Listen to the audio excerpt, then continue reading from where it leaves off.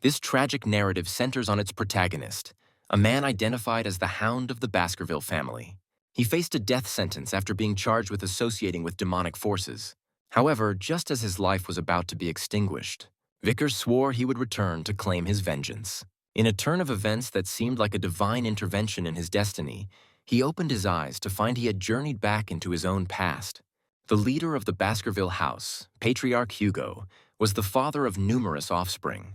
Out of all his descendants, though, only Vicker captured his interest.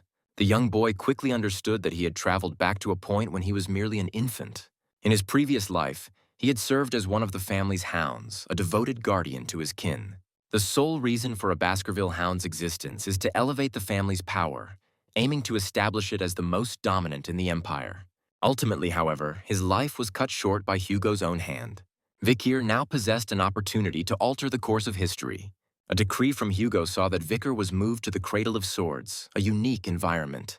A brutal trial awaits every child born into the Baskerville lineage. They must make their way to the River Styx. This enchanted river bestows extraordinary abilities upon the children, but surviving its potent waters is a truly remarkable accomplishment. Vicker had failed to obtain the coveted power from the river in his past life. On this occasion, he was determined to harness the full potential of the Styx's might. For a whole 7 minutes, Vicker withstood the river's force, a feat far surpassing any who came before him. He went so far as to ingest a mouthful of the magical liquid. Hugo, who was observing the event, felt a sense of satisfaction for the very first time. His son demonstrated not just resilience, but also a voracious appetite for life and power. In the boy, the Patriarch recognized the qualities of a true successor. Let's explore the protagonist's previous life in a bit more detail. He was Hugo's illegitimate offspring. By the time he was 8, his remarkable abilities had already earned him the label of a genius. He was undertaking assassination and spy missions at the age of 12, and by 30, he was battling monsters during the Age of Destruction. When he turned 40, the great war between demons and humans finally drew to a close. It was at this moment, however, that he was betrayed, branded a traitor, and rewarded for his years of loyalty with an execution. Things are entirely different now. Not only did Vicker endure the River Styx, but he also managed to absorb its energy. Yet danger confronted him almost immediately after. An unknown assailant had secreted 2 venomous snakes near his bed. He handled the threat with complete composure, showing no signs of fear. It appears the Baskerville family is willing to resort to any measure to eliminate heirs it deems superfluous. 8 years went by, during which Vicker pursued his studies at the estate alongside the other children of the clan. His brothers gave him constant trouble. He remembered them all too well from his past existence. They were Hugo's triplets, the very same ones who had betrayed him with a knife in the back. In another decade, they're fated to become his greatest adversaries. Vicker resolved to put them in their place much sooner this time around. The triplets were known for their violent tendencies. Their curiosity was piqued. They wanted to test the rumor that Vicker could actually hold his breath underwater for 7 minutes. The outcome was predictable, confirming the truth, but it came with a surprising twist. One of the brothers lost a finger in the process. Vicker understood that this was merely the start of things. One must see the game through to its conclusion. It didn't take long for the triplets to grasp that the tales about Vicker were all true. He was indeed the Baskerville family's own little monster. The protagonist laid down a chilling condition for them. Only one would be allowed to walk away unscathed. Those words served as a pivotal moment, altering the trajectory of their relationship. The triplets' bond started to fracture as each one scrambled to ensure their own survival. Soon, however, the young men of Baskerville Manor were scheduled for a practical examination. Meanwhile, news of the fight between the boys reached the Patriarch. The triplets' injuries were quite severe, and though they were healed, their feud with Vicker was far from over. This is what led to the hero being summoned to the Patriarch's office. Hugo wanted to ascertain if his son comprehended the nature of his transgression. He had, after all, beaten his brothers who were a full year his senior. The triplets had suffered wounds that were not just physical but emotional as well. Vicker's response was straightforward. He was the stronger one. Since he emerged victorious, how could it be considered a mistake? Furthermore, the triplets had already visited the Patriarch and magnanimously offered their forgiveness to Vicker. The boy himself, however, felt not a shred of remorse. He held a firm belief that forgiveness is a luxury for the weak who are unable to seek revenge. These words left Hugo utterly astonished. He came to understand that his son had grasped the foundational principle of the Baskerville family. The Patriarch instructed his butler to grant the child permission to select any single item from the family's private storeroom. An overjoyed vicar had a simple desire. He only wished to claim some chocolate. As a parting command, Hugo told his son to give his all in the upcoming exam. He was not to be outdone by the direct heirs of the family. The young man's hatred for the one who had killed him in a past life only intensified. Regarding his reward, the boy ultimately selected not chocolate, but something called pure bloody beans. His intention for them wasn't consumption, however. This peculiar delicacy was needed for an exam set to occur in 5 days. It's on that day that a terrible event is destined to unfold. A catastrophe the likes of which the Baskerville family has never experienced. In this world, the Baskerville family is also referred to as the Berserker family. Children in this clan undergo a grueling training regimen from their earliest years. They are forced to scale mountains almost as soon as they can walk. This torturous training period concludes upon their 8th birthday. Following this is the pivotal moment, a survival examination. On the designated day, all the young hounds convene near the Red and Black Mountains. They're given a straightforward objective: survive in this territory for an entire month. Their survival depends on their ability to hunt massive and powerful monsters. Venturing beyond the designated exam area is strongly discouraged, as the Red and Black Mountains are largely uncharted lands filled with unknown dangers. This was a prospect that only pleased Vicar. It had been a long while since he'd been in these parts, and he almost felt a sense of nostalgia for them. The moment the bell tolled to signal the start, the hounds dispersed in every direction. While killing fellow participants isn't forbidden, it does result in a deduction of points. Consequently, everyone attempts to proceed with caution. Maintaining order within the zone is a group of shadow dogs, warriors specially trained to minimize lethal confrontations. A member of the shadow dogs was assigned to tail Vicar. He couldn't help but wonder why the boy was making his way toward the forbidden zone. The protagonist located a comfortable spot, and rather than jumping straight into combat, chose to take a rest. He constructed a shelter and began to establish a camp for himself while the other young hounds were fighting for their very lives. The observing shadow dog was amazed. Could it be that this boy, already lauded as a genius, was simply going to hide out in the forest? He eventually concluded that continuing to follow the boy was pointless. Finally alone, Vicar let out a sigh of relief. The initial phase of his plan was now complete. It was time to begin the real hunt. After a few days, he had positioned himself deep within the restricted territory. Back when Vicar was a scout, he had navigated these lands with ease. A sharp, burning scent hung in the air here. This was the sign that he was heading in the correct direction. A hellhound made its home here. This was a sentinel-class monster that fed on hellfire itself. Previously, an 18-year-old Vicar had barely managed to defeat such a creature. Even now, the prospect of victory seemed like a distant dream. Nevertheless, he possessed a trusted strategy, and I'm sure you're wondering what this young boy had devised. The monster's most glaring vulnerability was its linear movement. This characteristic made it difficult for the beast to change its path suddenly. A second weakness was rather peculiar. Even a small quantity of water would startle it. The creature's final vulnerability, one it shared with all canine monsters, was its habit of running with its mouth wide open. Vicar exploited this final trait to its fullest potential. He successfully tossed the poison directly down the creature's throat. This wasn't just any poison. It was chocolate, a substance that all canines feared immensely. And for any monster, the bloody beans used to create this chocolate spelled certain doom. This was the method Vicar used to eliminate his first monster in the exam. Vicar didn't forget to absorb the creature's life force to enhance his own strength. He was just about to claim the hellhound's head as a trophy. At that moment, however, a whole pack of hounds from hell itself suddenly surrounded him. But then, something occurred that terrified even these monstrous beasts. This was the very thing our hero had been dreading. Before him stood Cerberus. This particular monster possessed an extremely high danger rating and resided on a different mountain ridge. Vicar, however, spotted wounds covering its body. It appeared that the barbarian tribes in the vicinity had attempted to slay this monster. This, Vicar understood, was his opportunity. He had concealed his true capabilities for a long time at the Baskerville estate. Vicar had already mastered the family's third sword technique, which we'll examine more closely shortly. To put it briefly, other hounds didn't achieve this level of skill until they were past 18 years of age. There was no doubt that Vicar was a genius, capable of holding his own against a genuine Cerberus. But out here, a single extra second of hesitation could be fatal. If anyone else had been in this situation, they would already be a corpse. Can Vicar emerge victorious? We shall discover the answer later. Vicar eventually came to his senses, but his situation was dire.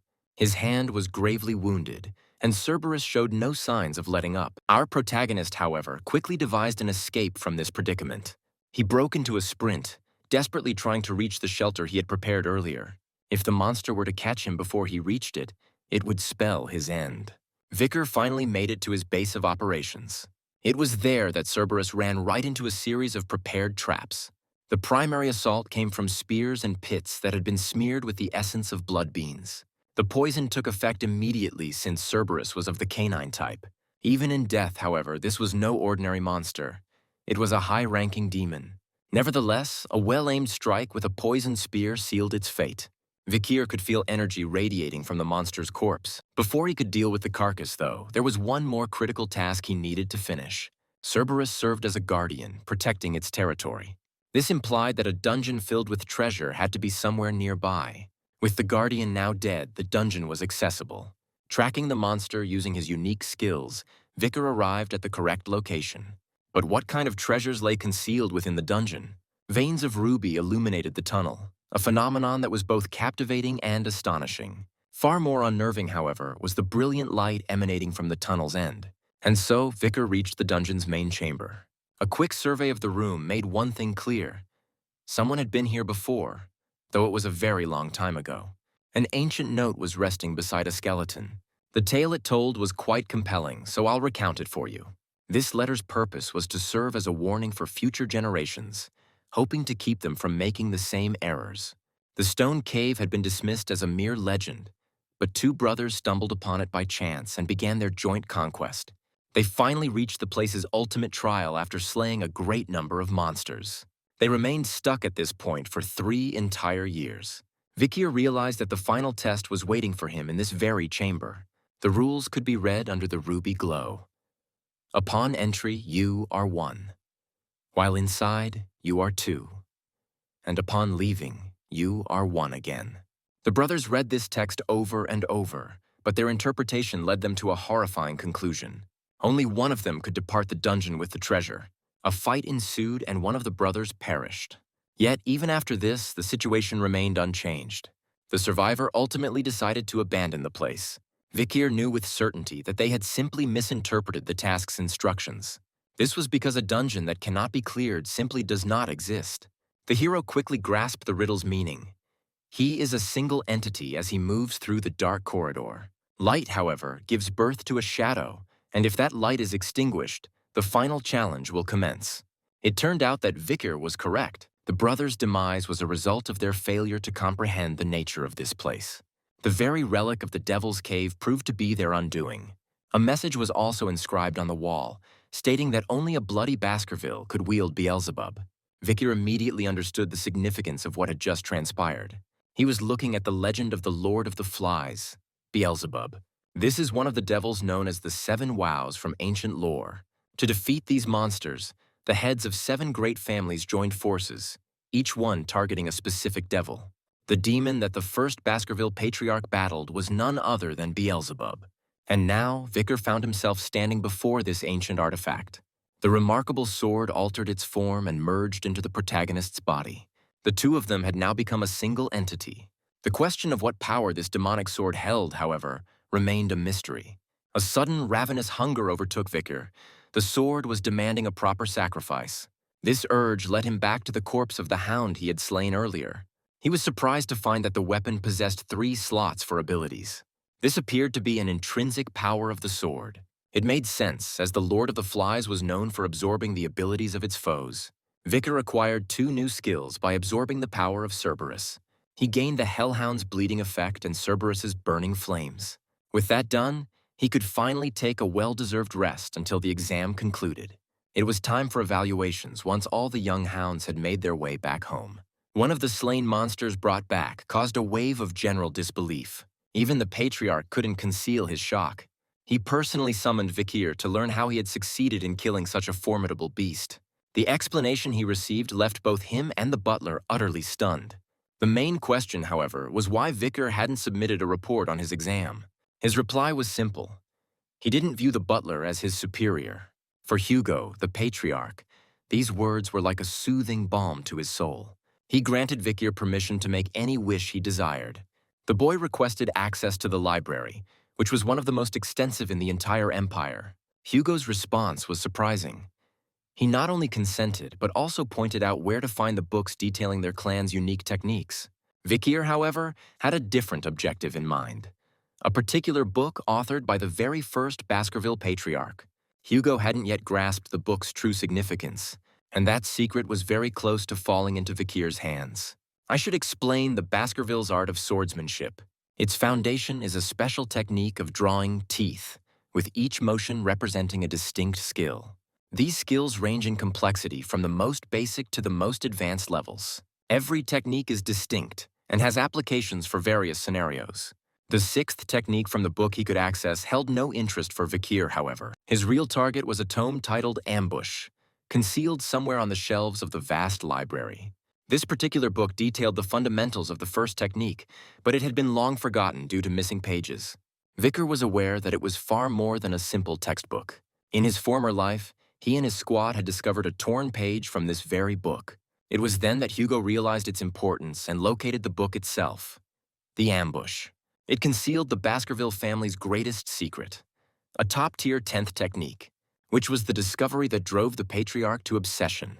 It was because of this book that he dispatched his hounds to search for the missing pages among all 7 great families. Hugo had managed to reach the 9th technique in his past life, thanks to the efforts of his subordinates. But things are different this time. Vikir had personally gathered these pages, so he had committed every word to memory. He spent only half a day reading the book, yet he remembered and fully grasped its entire contents. Reaching the 10th technique, however, is still a distant goal. Vikir had achieved a new milestone. He had finally drawn the 5th tooth. The joy he felt was overwhelming, nearly moving him to tears. He was deeply pleased, having now reached a level that took him until the age of 30 to achieve in his previous life. An 8-year-old boy had now equaled the skill of the Baskerville masters, but he had no intention of stopping there.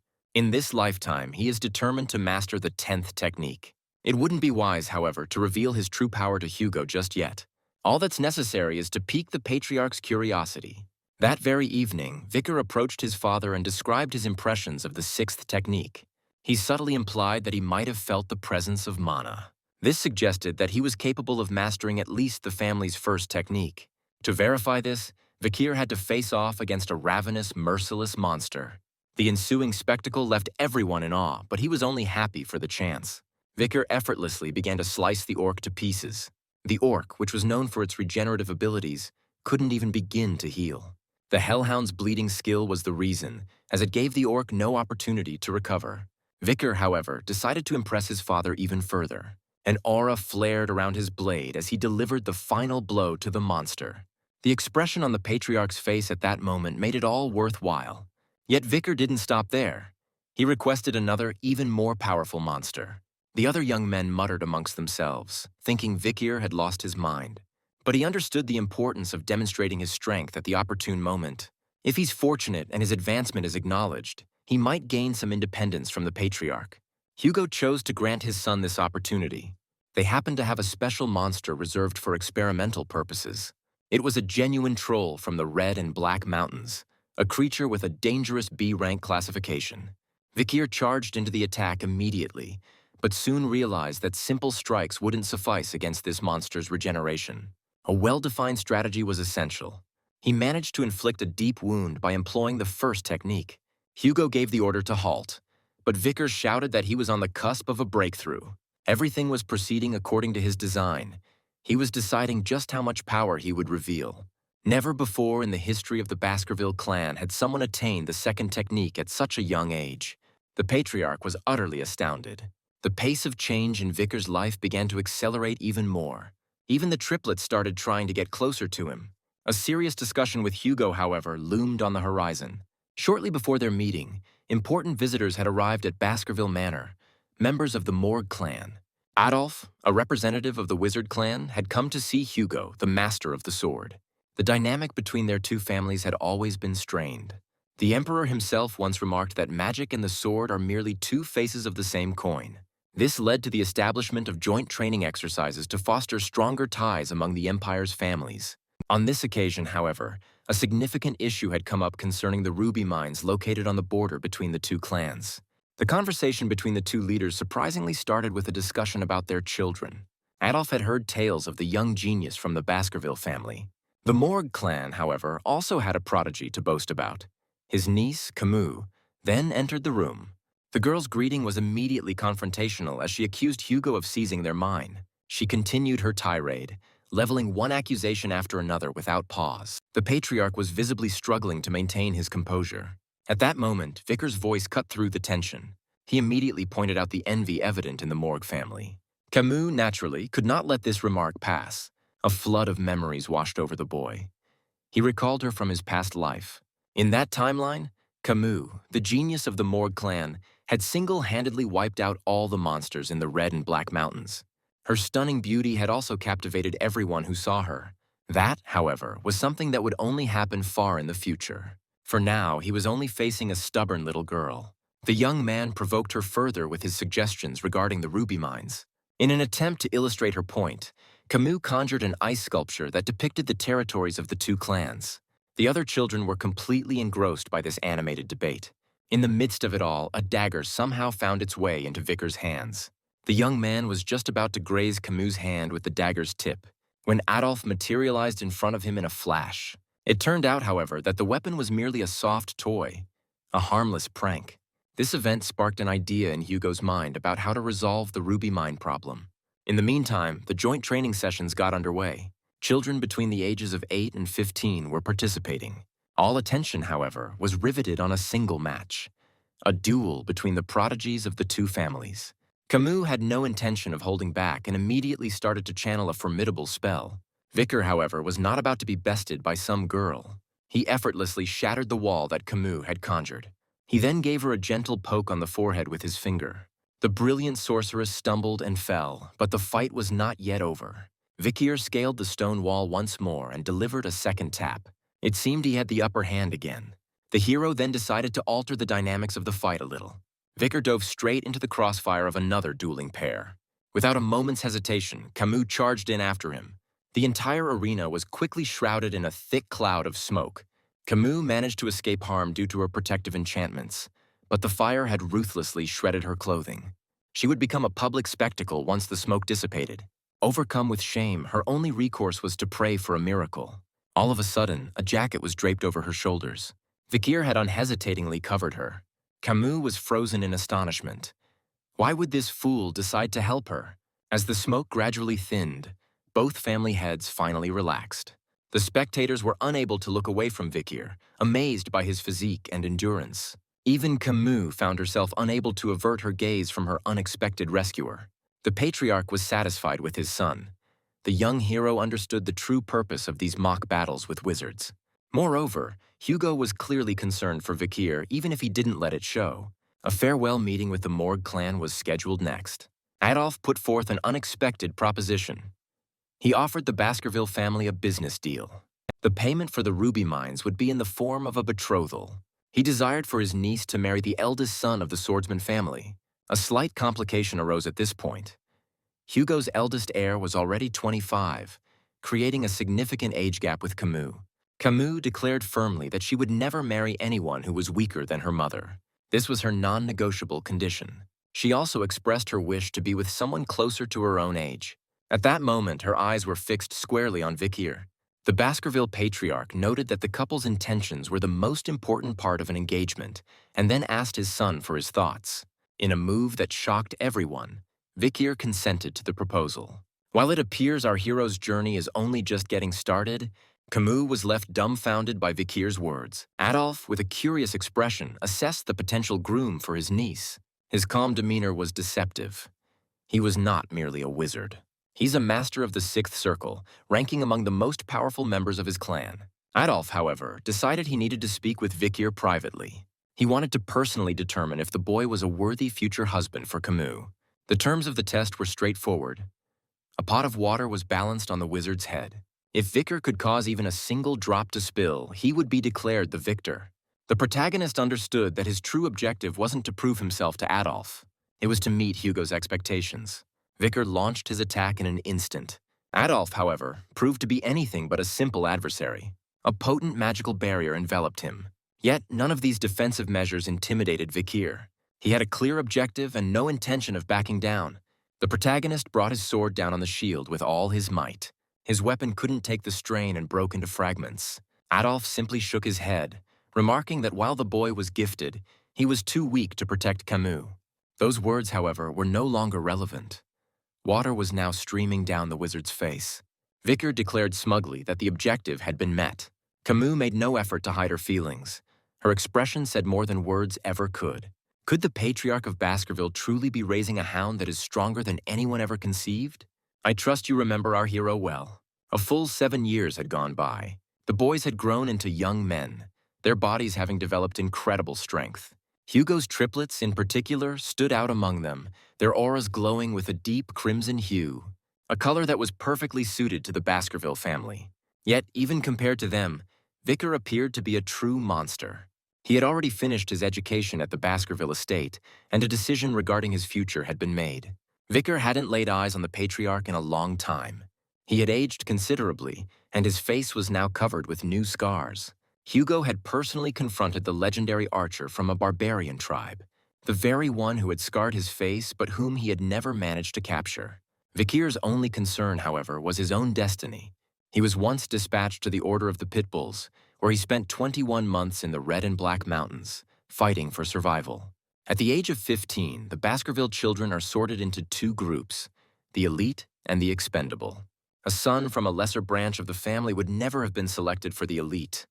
Hugo would never have permitted it. But then a miracle occurred. The Patriarch chose to assign Vikir to the lower house of Parliament.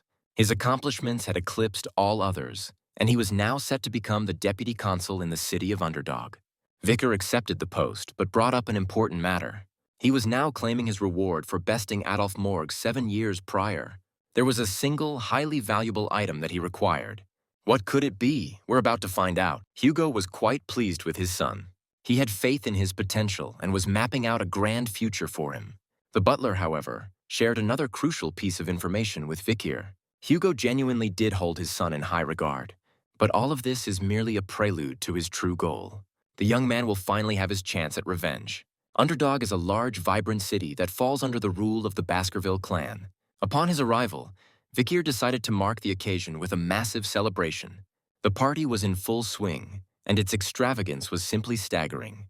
The city's general secretary, a man named Chihuahua Baskerville, was far from pleased, however. He assumed they had just sent him another incompetent official. Moreover, every one of his predecessors had been caught taking bribes and had fled in disgrace, so his disposition was understandably sour. Chihuahua was on the verge of boiling over with rage when Vikir suddenly materialized right behind him. He calmly introduced himself and, with a slight smile, pointed out that Chihuahua lacked a middle name. Within the Baskerville family, this omission signified only one thing. He wasn't from the main family line. Chihuahua had been treated as an outcast his entire life because of this. This fact, however, only seemed to entertain Vikir. He was already aware that Chihuahua was a native of the city and knew it intimately. Besides, the hero had no plans to interfere with his work. Vikir had already pinpointed the source of Underdog's issues: illicit businesses. He concluded that if he could eliminate all the bosses of the criminal underworld, the city would be revitalized. While Vikir respected the existing laws of Underdog, he decided to introduce a new one. Chihuahua was floored. He certainly hadn't anticipated such a move from the young consul. This was the beginning of their peculiar yet effective collaboration. The following day, Vikir assembled all the city's residents.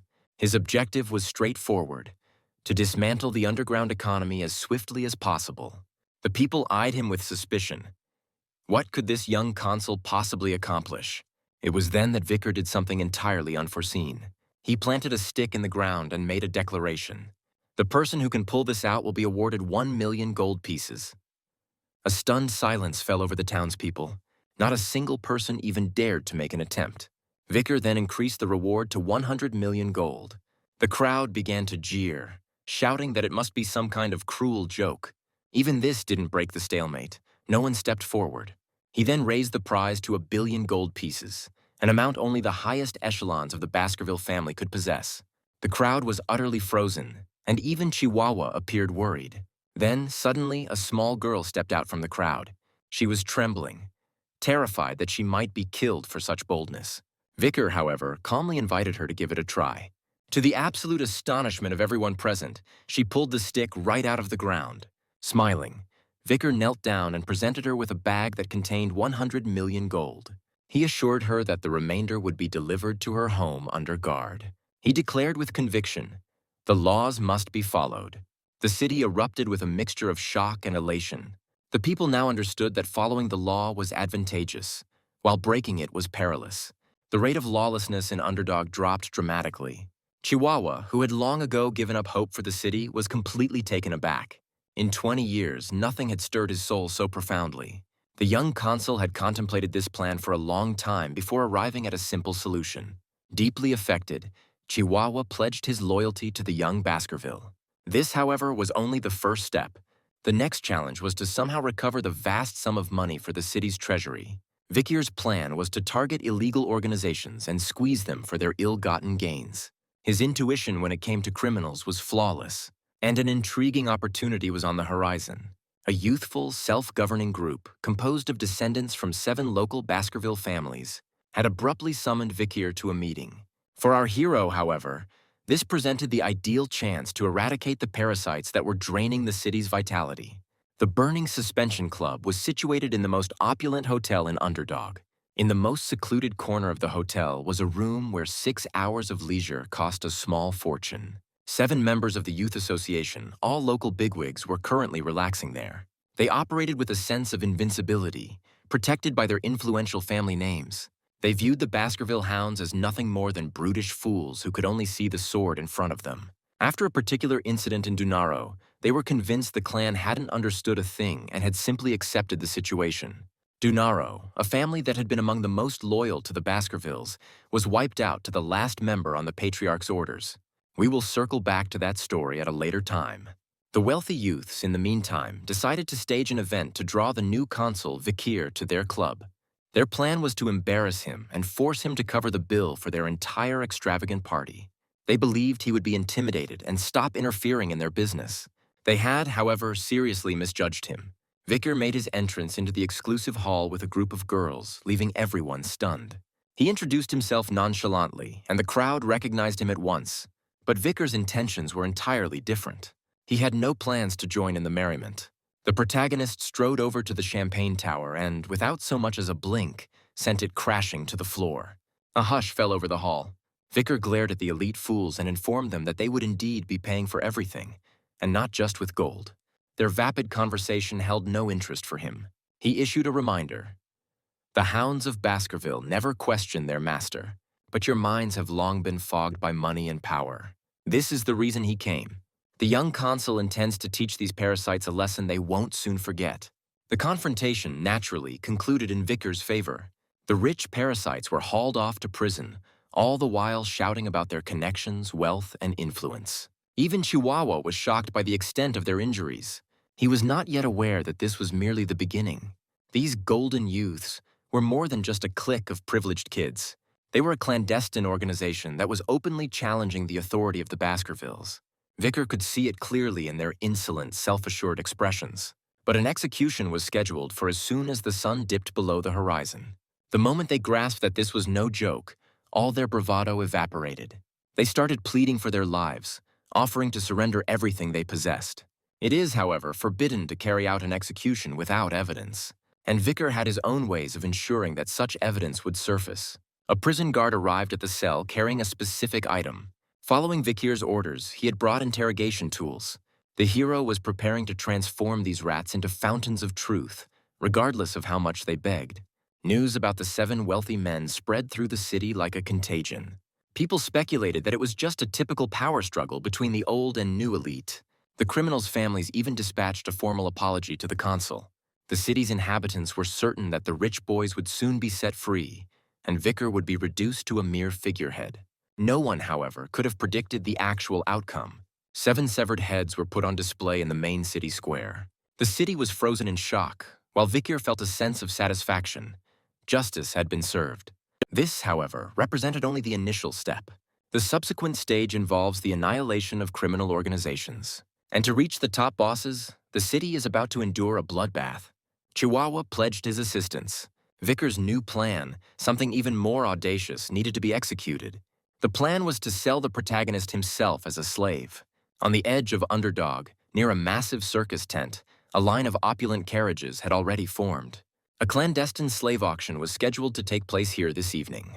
And it goes without saying that no one in the Baskerville family had any inkling of this. The merchandise included abducted barbarians, nobles, and ordinary citizens.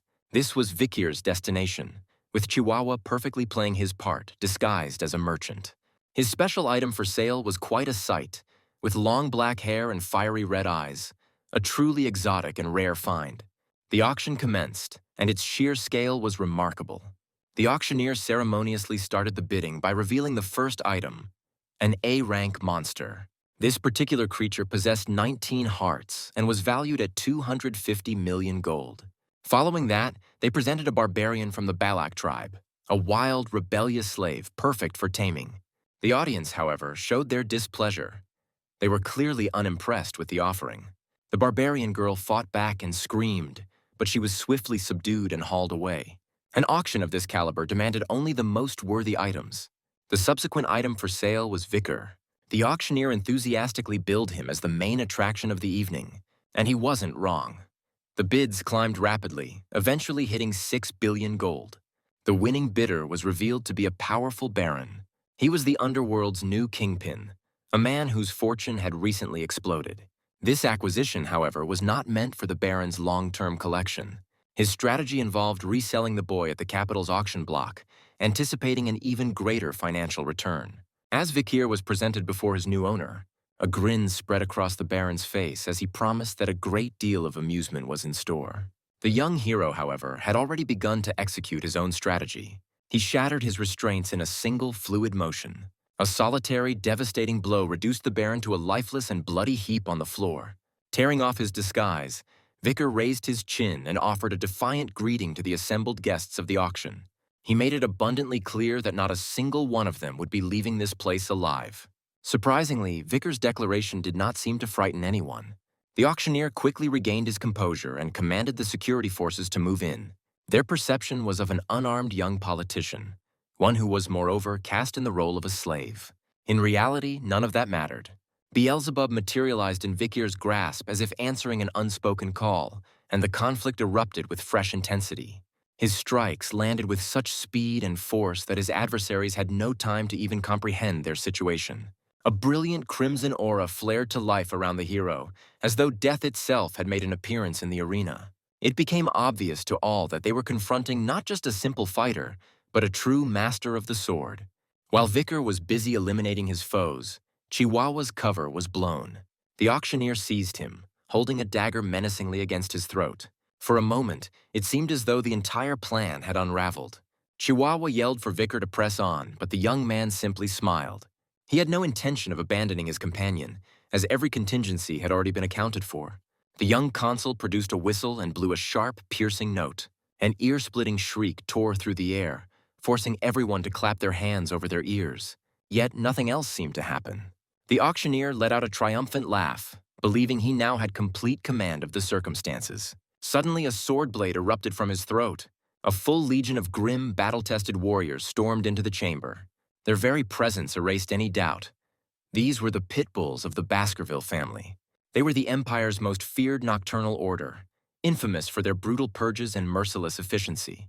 The expression on Vicker's face confirmed that events were unfolding precisely as he had designed. The assistant to the Baron who had purchased Vikir understood the situation instantly. Her face went pale with the knowledge that if the pit bulls had arrived, no one was getting out of this place alive. Vicker, however, abruptly ordered that she be kept alive. As for everyone else, he commanded them to be torn to shreds. The events that followed are best left to the imagination. The auction hall transformed into a true charnel house, filled with screams, blood, and the finality of death. The commander of the Pitbull Order, who was also his uncle, approached Vicker. He clapped his nephew on the shoulder, affirming that if he ever needed assistance, a simple whistle would suffice. He went so far as to invite the boy to become a member of the order. Vicker, however, had more pressing matters to attend to. He proceeded to the warehouse where all the slaves and monsters were being held captive. It was there that he located her. The same barbarian woman who had resisted so fiercely at the start of the auction. The poor woman was clinging to life by a thread. It was evident she had endured torture and mistreatment, which had sapped nearly all of her previous vitality. She was, however, more fortunate than the others, for Vikir had found her. He administered a healing potion to her without a second thought, and a near-miraculous recovery took place. The woman abruptly regained consciousness. The protagonist had a rudimentary grasp of the barbarian tongue, so he quickly urged her to flee. The girl yelled something unintelligible but complied, disappearing into the shadows. Vikir's thoughts had already moved on. It was time to claim the evening's grand prize. His objective was unambiguous: the carcass of the monster with 19 hearts. Beelzebub seemed to hum in the hero's hand, as if it could sense the impending meal. It appeared the sword was famished and craved a substantial sacrifice. It didn't take long for the stories to circulate. The city was alive with gossip. All that was left of the exclusive club that had served as a haven for Underdog's parasites were charred ruins. The proprietors of the establishment were found dead and put on public exhibition. This served as a grim notice to any who might think they could evade the new regime. The situation became so intense that the heads of the 7 most powerful clans came to literally plead for forgiveness. Vikir, however, had no intention of offering them clemency. He possessed proof of their descendants' crimes, and by the laws of the Baskerville family, this had only one meaning: 3 generations of these traitors would not live to see another sunrise. In spite of all this bloody upheaval, the city actually started to thrive. The crime rate plummeted, and the young consul's renown only continued to expand. Chihuahua had undergone a transformation as well, now serving as a devoted ally to Vikir. The Secretary General held the unwavering conviction that Underdog could only prosper under such a leader. But Vikir's work was not yet complete. He had another crucial meeting scheduled with the woman known as Cindy. It was the blonde whose life he had intentionally spared. Naturally, he had kept her alive for a specific reason. The young consul was aware that Baron Gambino's rapid ascent was largely due to this young woman's influence. His investigation had validated his theories. Cindy possessed a rare talent for generating wealth even in the most dire of circumstances. Vikir presented her with an ultimatum: provide answers to all his questions and earn her freedom. The alternative? Well, there were not many other possibilities, a fact the girl understood perfectly. He had one primary interest: her assessment of him as a political figure. Cindy gave an honest reply, stating that he was managing quite effectively. Vikir, however, was seeking the unvarnished truth that lay beneath her polite response. Fear gripped Cindy the moment their gazes locked. Vikir's stare was cold as he demanded to know precisely what he was doing incorrectly. The girl knew that stalling was futile. She had to be direct. She elaborated that while good works were admirable, laws targeting crime were insufficient on their own. In time, these same laws would begin to negatively impact ordinary citizens, and the resulting public anger would be directed at the consul. Furthermore, the Baskervilles would not tolerate him becoming more powerful than their own representative and Underdog. The solution? Cindy proposed a straightforward yet perilous strategy: cede all power and credit back to the clan's leader and then vanish from the public eye. She suggested enrolling in the Imperial Academy, a distant and inconspicuous destination. Then, when the moment was right, the Baskerville chief would serve as a convenient fall guy. The suggestion was akin to a dog turning on its own master. The girl was adamant that this was the only way for the hound to escape the Patriarch's ire. Vikir gave her his full attention as she spoke. He found her reasoning sound as it aligned with his own conclusions. He was a man who always honored his commitments. So Cindy was now free to go. He had one final question for her before she left. What information did she have on the Dunaro clan? This merchant family was once well known, before a tragic event erased them from existence. The youngest son of the Dunaro family had decided to flaunt his sword skills. The Baskervilles were shocked to see the boy demonstrating their clan's secret techniques. News of this reached the Patriarch, who then unleashed his hunting dogs.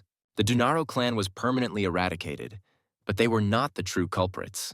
7 young parasites from prominent clans had stolen the technique and coached the hapless boy in order to frame his family. Cindy could not fathom why Vikir was recounting this old tale. The explanation was simple. On the night of that bloody purge, one small girl managed to survive. Her beauty spared her life, but this led to an even more terrible fate as she endured unspeakable torture. The new consul had brought this story into the light and ensured the 7 parasites received their due punishment. They had confessed to all their crimes just before they were executed. With tears streaming down her face, Cindy cried out, "Who were they asking for forgiveness from?" Vicar quietly replied, "The same girl who now lives under the false name of Cindy, the sole survivor of the Dunaro clan." She was in disbelief. Yet, when she saw the bodies and the bloody confessions scrawled on the cell walls, the truth became undeniable. This, however, was not sufficient. Vicar issued one final command to her: to despise the Baskervilles with every fiber of her being. Cindy vowed that from that day forward, she would dedicate herself to ensuring that Vicar Van Baskerville would never lack for money or intelligence.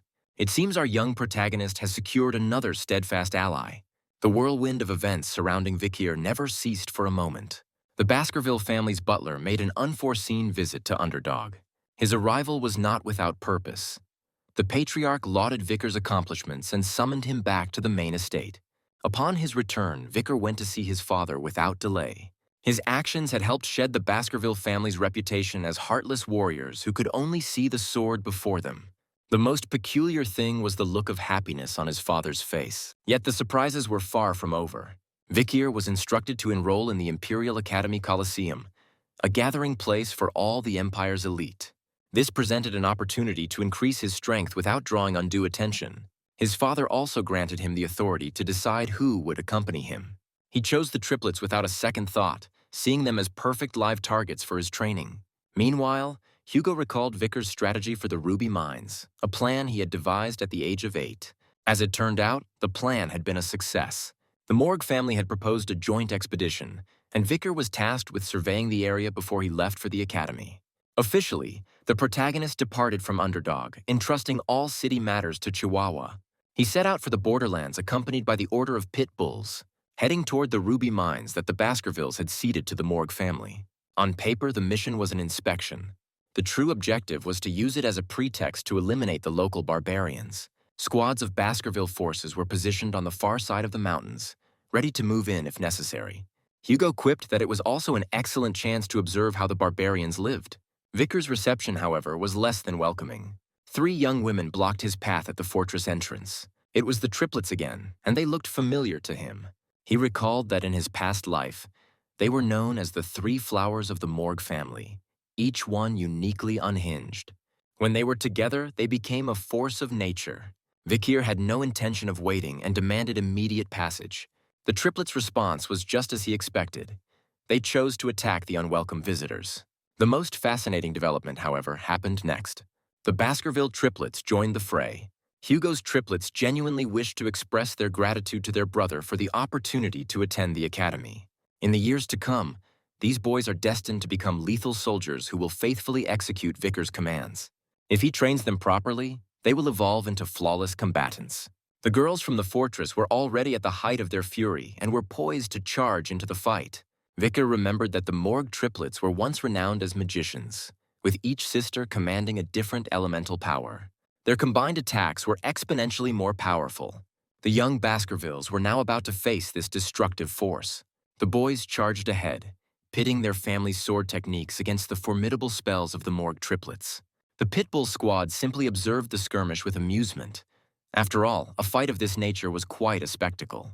The age-old debate over whether the sword or magic is superior had once again come to the forefront. As he watched the battle unfold, the commander noted the importance of evaluating the young talents of the clan. Their potential would shape the Empire's future, a rather compelling task. The protagonist remarked that he too was a member of this chosen generation. The commander, however, maintained that the young master had long since surpassed this level of skill. From Vicar's perspective, this entire conflict was a misuse of his time. His priority was to reach the fortress as quickly as possible. But then, just as suddenly, the fight was over. A fiery blast sent all the triplets sprawling. Standing on the fortress walls was a sorceress of breathtaking beauty, who seemed oblivious to the chaos below. Camus. She recognized Vicar instantly and made her way toward him. 7 years had passed since their last encounter, and she had grown even more beautiful. Vicar, however, paid this no mind, stating only that he needed to get inside. Camus was taken aback. Was that truly all he had to say to her after so many years? Vicar was confused by her strong reaction. He didn't feel that he owed her any particular greeting. With tears welling in her eyes, Camus declared that such a cold attitude was inappropriate for her future husband. Everyone was frozen in place. Absolutely everyone. And Vicar himself was the most shocked of all. Following an intense emotional discussion, Vicar and Camus decided to take a walk. Camus questioned why he had brought 3 young fools with him, whom she called future hounds. Vicar countered that the main contingent of his forces was waiting beyond the mountain range, a fact she was well aware of. The girl persisted with her odd line of questioning. Now she was suddenly curious about which barbarian tribes were the most hostile. Vicar gave a prompt reply: the Balacs and the Rococo. Camus simply laughed and awarded him an 8 out of 100 for his intelligence. She then commented that she didn't care for smart men at all, finding a man much more appealing when he's a bit foolish. She continued her assessment, giving him a score of 99 for his flawless face. Vicar just rolled his eyes and asked her to end this pointless charade. But Camus was unyielding, stating that as his future wife, it was her duty to be demanding. It was at this point that Vicar realized his grave error. He had completely forgotten about their engagement. The entire situation stemmed from that incident 7 years ago when they were just children. He requested that Camus simply let it go and act as if nothing had happened. The girl became furious, retorted that one can't just turn back time, and threw a piece of cloth at him. Vicar recognized it immediately. It was his jacket. Camus turned bright red but was unable to say anything more as their walk was cut short. A search party had just captured a barbarian scout. The young man recognized him at once as a member of the Rococo tribe of magicians. The barbarian remained silent, and no magical interrogation could loosen his tongue. This was a situation Camus could not tolerate. Just a few days earlier, barbarians had raided the fortress and abducted Rose, a daughter of the Morgue family. No one among them could understand the barbarian's language. Vicar, however, addressed the creature directly, and it replied with aggression, yet also with a hint of sinister satisfaction. Vicar calmly relayed the message. Rose is dead. An uncontrollable rage consumed Camus. She delivered the sentence without a moment's hesitation, and the barbarian died instantly. It was then that the girl's composure finally shattered. Despite her power, she was still just a child who lacked the experience to cope with such intense grief. And then she finally processed the barbarian's words. She whispered to Vicar, asking if she had understood correctly that these monsters had consumed poor Rose. This realization only worsened Camus' state. Vicar made no attempt to comfort her. He felt he had no right to do so. Camus's power was truly formidable. She declared with firm resolve that she would have her revenge on the barbarians, and Vicar had no doubt she would. This was the response of a true hero. Once again, however, their moment of connection was rudely interrupted. A loud bell sounded from the fortress, signaling that the enemy was attacking. Barbarians were already swarming the walls, their arrows darkening the sky. The mountain folk were not only fierce warriors, but also expert archers. Vicar had a feeling that he might have arrived on the scene a bit prematurely. He had no time to ponder this as 2 barbarians suddenly ensnared him with ropes around his neck. They spoke in an unfamiliar tongue, but their intent was perfectly clear without translation. They had successfully hunted a man. Vicar, however, had no intention of becoming their quarry. He freed himself from the 2 women with a simple, effortless movement. The protagonist recalled Hugo's command not to join the fight until the main forces had arrived. But was there any point in waiting at all? Lost in thought, Vicar mechanically parried arrows until he heard Camus' voice from behind him. She couldn't understand his hesitation to kill them. The daughter of the Morgue family desired the death of every last one of these barbaric savages. At the same time, she was impressed by the level of mastery the Baskerville heir had attained. But if Vicar was bound by the Patriarch's orders, then she would have to take matters into her own hands. Her desire for vengeance for her cousin was simply too powerful to ignore. Suddenly, a slender needle struck her in the neck. The barbarians were employing a paralytic poison. The situation was quickly becoming perilous. The young man knew he had to act with caution and perhaps even consider a tactical withdrawal. Camus yelled that she couldn't stop, that her quest for revenge was paramount. Vicar urged her to think logically. But just then, something streaked past his head with immense force. It was an arrow, and its destructive power was so great that it momentarily stunned him. In that brief second, Camus vanished. The barbarians had taken her. Vicar's gaze snapped in her direction, and he realized who he was facing. It was the girl with the bow. She was the same one he had set free at the slave auction. Vicar was utterly dumbfounded. Was betrayal truly the reward for his act of salvation? She stated curtly that the Morgue family was of no concern to him. If he wished to retrieve the beautiful girl, he would need to come after them. Vicar was contemplating whether to unleash his full power when a massive wave of magical energy erupted behind him. It was Adolf Morg, and the magician was incandescent with fury. His magic ripped the earth asunder, attempting to block the barbarians' escape. They managed to slip away nonetheless, making for the forbidden lands near the Red and Black Mountains. Adolf, consumed by despair, knew he was powerless to rescue his niece. But then, Vicar himself called out. This was hardly his first foray into danger. The Morg leader didn't even consider trying to hold him back. On the contrary, this brilliant and fearless Baskerville was now his only hope. The thick forest of the Red and Black Mountains was situated within Baskerville lands. This area was infested with monsters and other terrifying creatures. A normal person would not survive for even an hour there. It wasn't called the forest that consumes life for nothing. This, however, didn't bother Vikir. He felt completely at ease here. Adolf and a contingent of pit bulls trailed behind him. The Baskerville triplets, mesmerized by his prowess, couldn't tear their eyes away. They soon neared the barbarian encampment. To avoid detection, Adolf Morg wove a spell of silence around them. He vowed he would never forget his nephew's assistance in this matter. Meanwhile, a furious Camus was shouting that she would kill every single barbarian.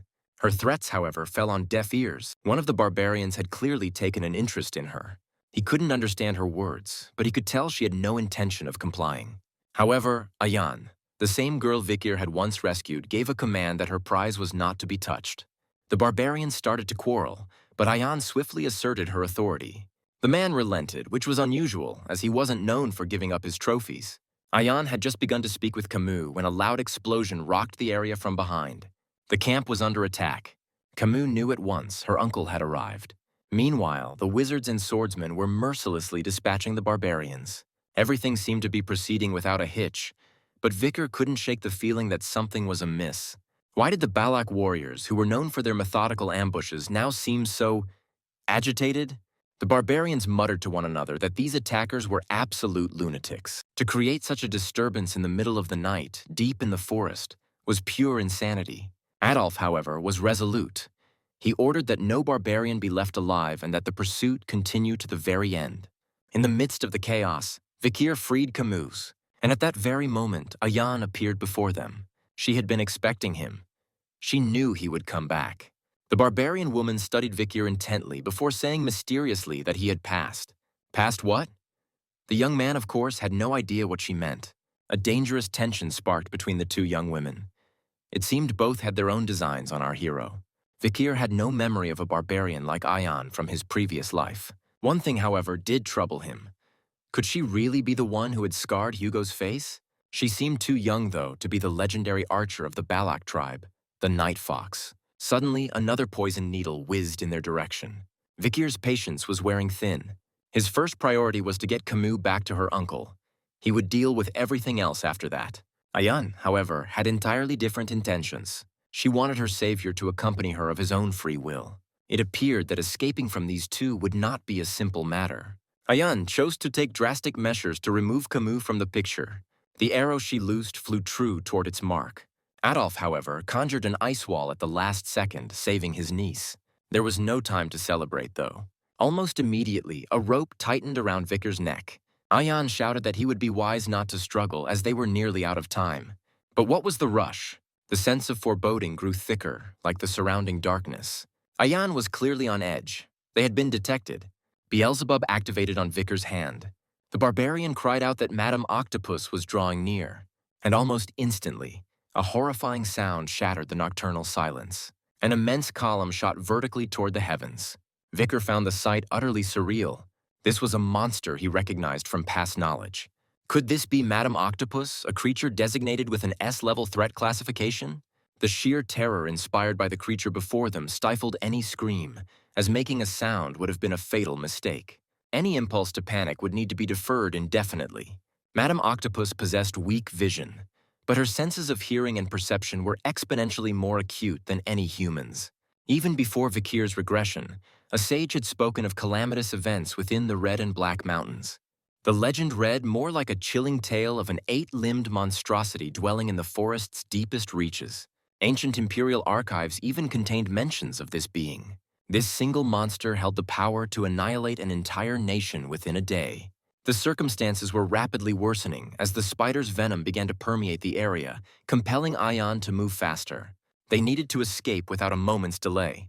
Fleeing from this creature was not a simple matter, however, as it could perceive virtually everything in its vicinity. The Balac tribe fragmented into smaller units and initiated a retreat. In contrast, the Morg and Baskerville clans fled as a single large group, a decision that would prove disastrous. Madame Octopus had selected her prey. Desperate attempts by the wizards to halt the giant spider proved utterly futile. Its legs impaled its targets as if they were meat on a skewer. Even Adolf Morg, stunned by the spectacle, had no thoughts of fighting. His only instinct was to run. Vicar knew what had to be done. If he didn't intervene, no one would make it out alive. He could not permit this creature to encroach upon Baskerville territory. The monster's legs had to be bound to give the others even a sliver of a chance. And he was the only one with the capability to accomplish such a feat. The choice was made. Adolf granted him leave to engage and commanded the others to fall back. Of course, the potential destruction of Baskerville clan lands would have suited Vicar perfectly. Hugo's sight. It would buy him the time he needed to cultivate the power he held within his memories. Then, once he was powerful enough to erase his own trail, he would make his return. For now, though, failing to give his all would mean certain death. Vicar commanded an incredible amount of raw power. Yet, his most significant asset was his indomitable spirit. That spirit alone enabled him to stand against the horror that now towered over them. His subsequent strike. It is difficult to articulate its nature. It was a wave of pure, annihilating energy that consumed everything in its path. The entire forest was bathed in a crimson radiance. And Camus, she could barely manage to let a single tear fall. Was this how it all ended? No, the end had not yet come. Vicar awoke in a place he did not recognize at all. He was certain of one thing. He had somehow survived the encounter with Madame. Had the spider not frozen in place at the critical juncture, his life would have surely been forfeit. Even so, the direct confrontation with the monster had left him with severe injuries. If things continued on their current path, however, one could argue that his plan was succeeding. Crucially, he had managed to escape the ever-watchful eye of Hugo. Furthermore, destiny had delivered him to the village of the Balac tribe. One question lingered, though. Why was he still alive? The answer to that question presented itself shortly. The same man who had been firing poison darts earlier approached Vicar.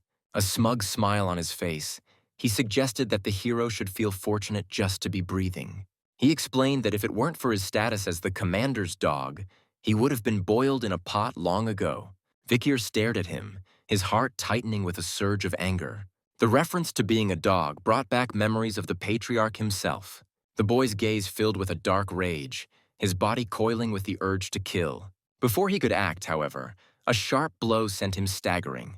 The barbarian sneered that he should go find his master, who would be at the other end of the rope tied to him.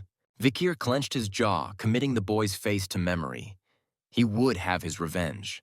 He located the rope's owner soon after. A beautiful barbarian archer was sitting in a small lake, calmly submerged in its waters. Her curt command to get down caught him off guard. The reason for her order quickly became apparent as an arrow zipped past his head. The barbarian children were practicing their archery and had nearly killed the main character. Ayan didn't seem surprised in the least. She simply expressed her thanks to Vicar for rescuing her at the slave auction. Barbarian customs dictated that a favor must be repaid twofold, so she had now saved him twice. If she hadn't come back for him after his battle with Madame, the outcome could have been very different. Vicar remained confused.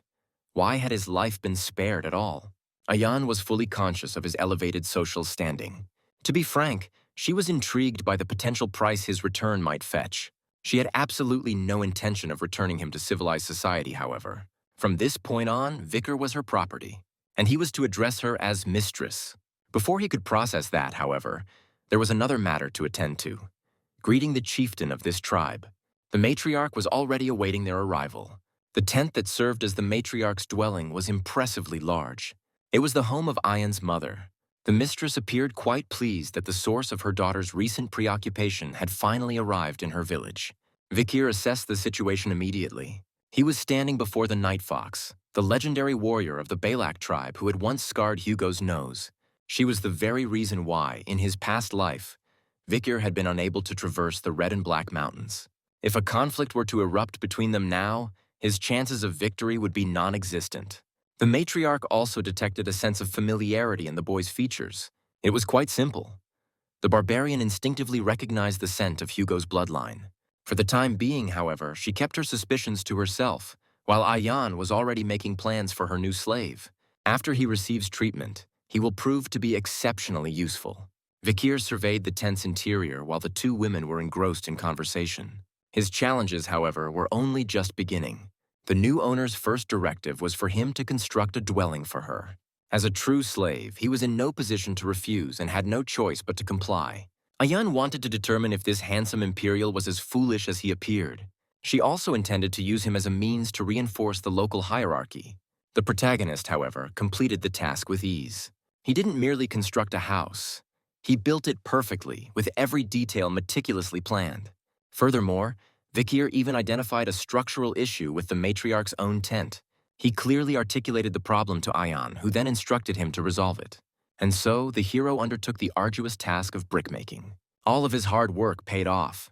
The matriarch was amazed. It seemed her daughter had selected a commendable partner. Vikir, however, was formulating his own agenda. He yearned to integrate himself into this forest existence. An opportunity to prove he was deserving of his freedom would soon present itself. The village had been struggling with a scarcity of large game recently. If Vikir could successfully hunt something truly massive, he would transition from slave to ordinary citizen. This generous offer did not go unnoticed. Ayan was keeping a close watch on the entire situation. Every culture has its own belief system, and the Balac tribe was no different. Prior to every hunt, the shaman conducted a ritual for the warriors. The barbarians felt a sense of guilt for taking innocent lives, so they would smear their faces with charcoal to conceal themselves from the god of death.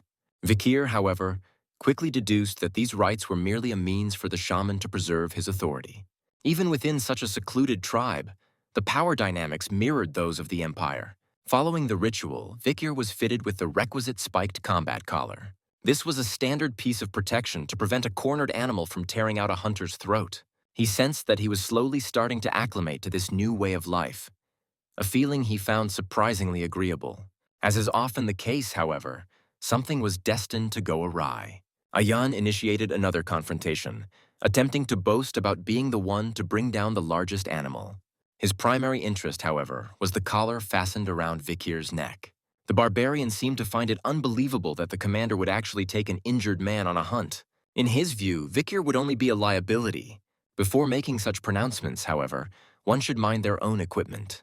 Vikir pointedly suggested that one should cling to their weapon as fervently as they would a lifelong partner, lest they easily lose it. Ayan grew enraged, poised to attack him, but she had no authority to give orders to another's property. So Ayan decided she would teach Vikir a lesson herself. He received a rather severe beating, so we will omit the details of his injuries. One thing was certain, Ayan had reasserted her dominance. Afterward, however, she began to fret, wondering if she had gone too far and angered him. But Vikir found the situation so unpleasant that he could barely speak, a fact the girl quickly perceived. Ayan did not waste a moment. The instant she heard him mention his pain, she rushed to his side. Before Vikir could protest, her lips were on his face. A moment of awkward silence followed. Apparently, the barbarians had a custom of licking one another's wounds. Then Ayan unexpectedly vowed to do anything within her power for him. Vikir was taken aback, but he certainly wasn't going to let such an opportunity pass. Ayan noted his prolonged hesitation. In the end, however, Vikir made only one request, to be taught how to use a bow. The lessons commenced almost immediately. The Balac people were true archery virtuosos, and their teaching was as skillful as their shooting. Vikir's lesson, however, was cut short unexpectedly. The wolf that Ayan rode had detected something of importance. This discovery would allow them to travel much more quickly. A mountain river flowed into the ocean, and the area teemed with wildlife. Fish swept along by the swift current would often be dashed against the sharp rocks, providing an easy meal for the bull bear. The specimen that Vikir and Ayan were observing was not just large. This was a bull bear of impeccable lineage that had survived numerous trials. They had no intention of hunting this one, however. Their quarry was the male that the female bull bear was awaiting. She needed to select a weaker mate to ensure her complete dominance over him. A strong male, after all, might simply kill her. A similar principle existed among the Balac people. The most sought-after partners were always young men with ideal genetics. All they had to do now was wait for the female to completely assert her dominance over the male. The process took quite some time. 4 days had passed since Vikir and Ayan began tracking the creatures. Throughout this time, the protagonist watched in astonishment as the bull bears engaged in a frenzied mating ritual. Ayan simply smiled. implying that things were much the same within her own tribe. She even insinuated that the people of the Empire were not capable of such passion. She wondered aloud if Vikir was capable of it. Their rather intimate exchange was interrupted by the bear herself. The ritual was over, and the female now drove the male away, as he had become nothing more than competition for food and territory. The exhausted male sought a secluded spot to recover. This was the moment for the predators to begin their hunt. They trailed the bull bear all the way to the icy peaks. The biting cold chilled Vikir to the core. Ayan immediately cautioned him that if he were to freeze, he would become a dead weight on the hunt. His only option was to press himself as closely as possible to his companion. The next moment, however, held a surprise for both of them. The monster's tracks abruptly ended. The creature had concealed itself in a cave and was lying in wait for them. Would the bear's ambush prove fatal? If not for Vikir's swift reflexes, Ayan would have surely been torn apart. Vikir was the first to launch an attack. It seemed the bull bear had deliberately lured them into an ambush. It was now clear why the female had been so interested in this particular male. He was far more powerful than he appeared. Our heroes now had to face this monster directly. Ayan was determined to prove that she was the one in command of the situation. She instructed Vikir to simply stay hidden and not to get involved. Hunting was her domain, not a task for a slave. The Balac people's treatment of their servants was certainly unusual. Even more remarkable, however, was their skill with the bow. It made no difference to Ayan if her target was hidden behind rocks. The arrow of a true archer could penetrate even steel. No sooner had the arrowhead vanished from view than it pierced through the ice and struck the monster. Vikir realized that his mistress was not just a talented marksman. She manipulated her mana with as much skill as she did her weapon. In terms of sheer skill, she might even be superior to Camus Morgue. The bull bear, however, was not going to succumb so easily. Infuriated, it continued its assault despite its numerous injuries. Yet, an arrow infused with Ayan's resolve could breach castle walls, let alone a monster. At the last second, however, the bear swerved abruptly and lunged straight for the archer. Ayan didn't have time to react as the beast knocked her from her wolf's back. The night fox had always said that animals can sense the murderous intent radiating from a person, and that is precisely what Ayan had forgotten at the most critical moment. Could it all end so anticlimactically? Vikir appeared directly in front of the monster's face. One must not forget about the main character. It was now his turn to display his power. The flames of Cerberus erupted from his sword, incinerating the unfortunate bull bear in a single strike. This level of power from Vikir was simply overwhelming. His weakened body, however, was not yet capable of handling such a strain. The Balac tribe had another rather fascinating custom. The hunter who successfully brought down the largest animal earned the respect and admiration of the entire tribe. And so Vikir became the hero of the hunt. There was, however, a less pleasant aspect to this tradition. The one who gained the most prestige was also allotted the smallest portion of the meat. This, however, was of little concern to Vikir. He had acquired something far more precious during this hunt. Beelzebub had absorbed the 600 kilograms of a bull bear's stamina, and his sword drew in the monster's life force, which significantly restored Vikir's own body. And now for something more amusing. Ayan set another serving of meat before him and insisted that he consume the strange item on the plate. The Balac people held the belief that a hunter should eat the part of the monster's body that corresponds to their own weaknesses. The young man couldn't figure out what it was. Could it really be intestines? The reactions of the other warriors, however, suggested otherwise. They yelled at Ayan that her intentions were too transparent. Regardless, Vikir still ate his serving. Ayan was overjoyed. In her view, he could now properly fulfill his duties. But let us return to the daily routines of the barbarians. Following a successful hunt, the tribe would perform a sacrifice, offering a large portion of their catch to Madame Octopus. They were asking for her consent to inhabit this forest. Vikir had been observing the tribe's reverence for Madame for a long time, and was increasingly aware of how reckless his previous actions had been. The Balac traditions, however, did not stop there. A long queue had formed at the entrance to the matriarch's tent. It transpired that Night Fox Aquila had convened the elders for a significant meeting. As the tribe's celebrated hunter, Vikir was now in a position to ask the matriarch for whatever he wished, and Ayan already had an excellent suggestion for him. All that was left was for him to make the request. Aquila was greatly satisfied with the young hero's performance.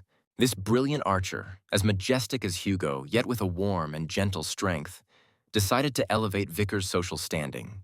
He was now officially a full-fledged member of the Balac family. And as such, he was entitled to make one request. Carrying out Ayan's suggestion, Vicar asked for an ablution in the hero's spring. Vicar's petition was perceived as overly audacious. The shaman was incensed. How dare some former slave, who had only recently joined them, ask for such a privilege? The hero's spring was a sacred site for the Balac people, accessible only to their most revered warriors. This was more than just a hot spring. It had the power to heal both physical and spiritual wounds. Aquila might have considered it, but there was no justification for such a generous gift.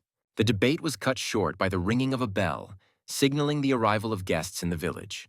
The night fox deferred the matter for a later time. The shaman, meanwhile, continued to shoot daggers at Vikir with his eyes. Merchants had arrived. Vikir instantly recognized the bourgeois family. How had they managed to get here? None of the great houses, neither the Baskervilles nor the Morgues, would have granted them passage through their lands. It became clear that they had utilized smugglers' routes. The hero observed without getting involved.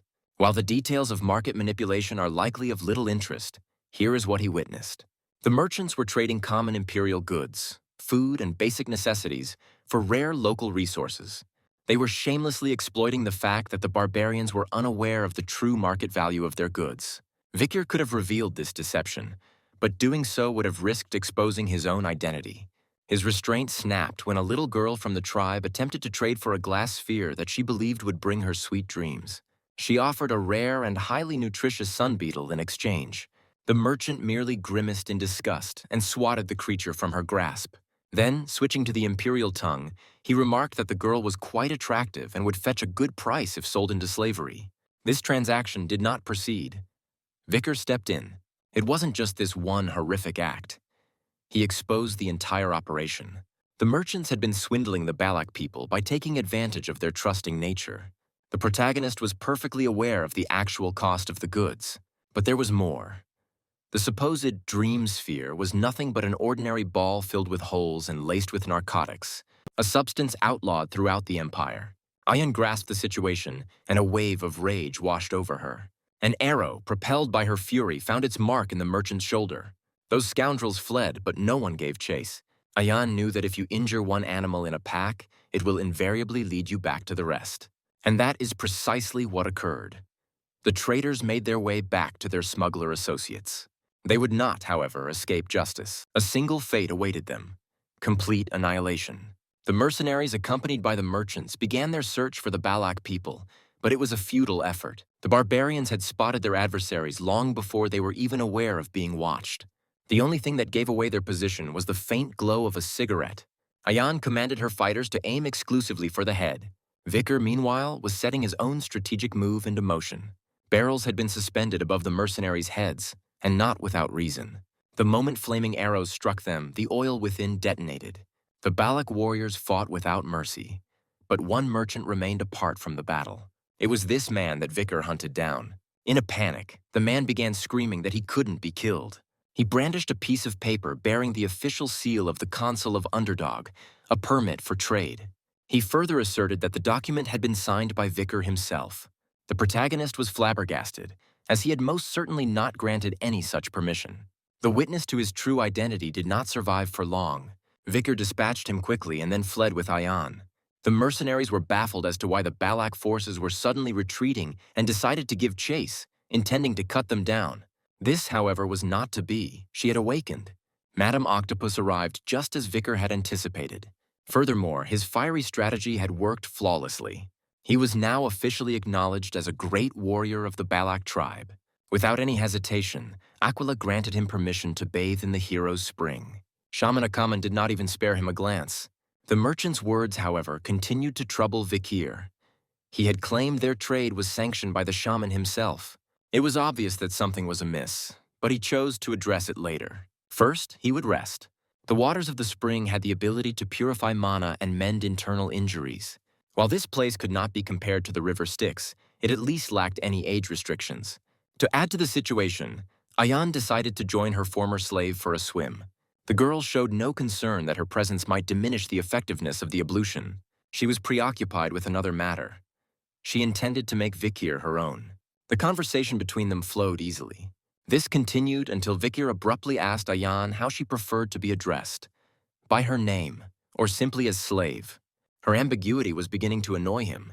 Ayan drew nearer, clearly about to clarify her intentions. She didn't want to call him slave or even Vikir, but simply…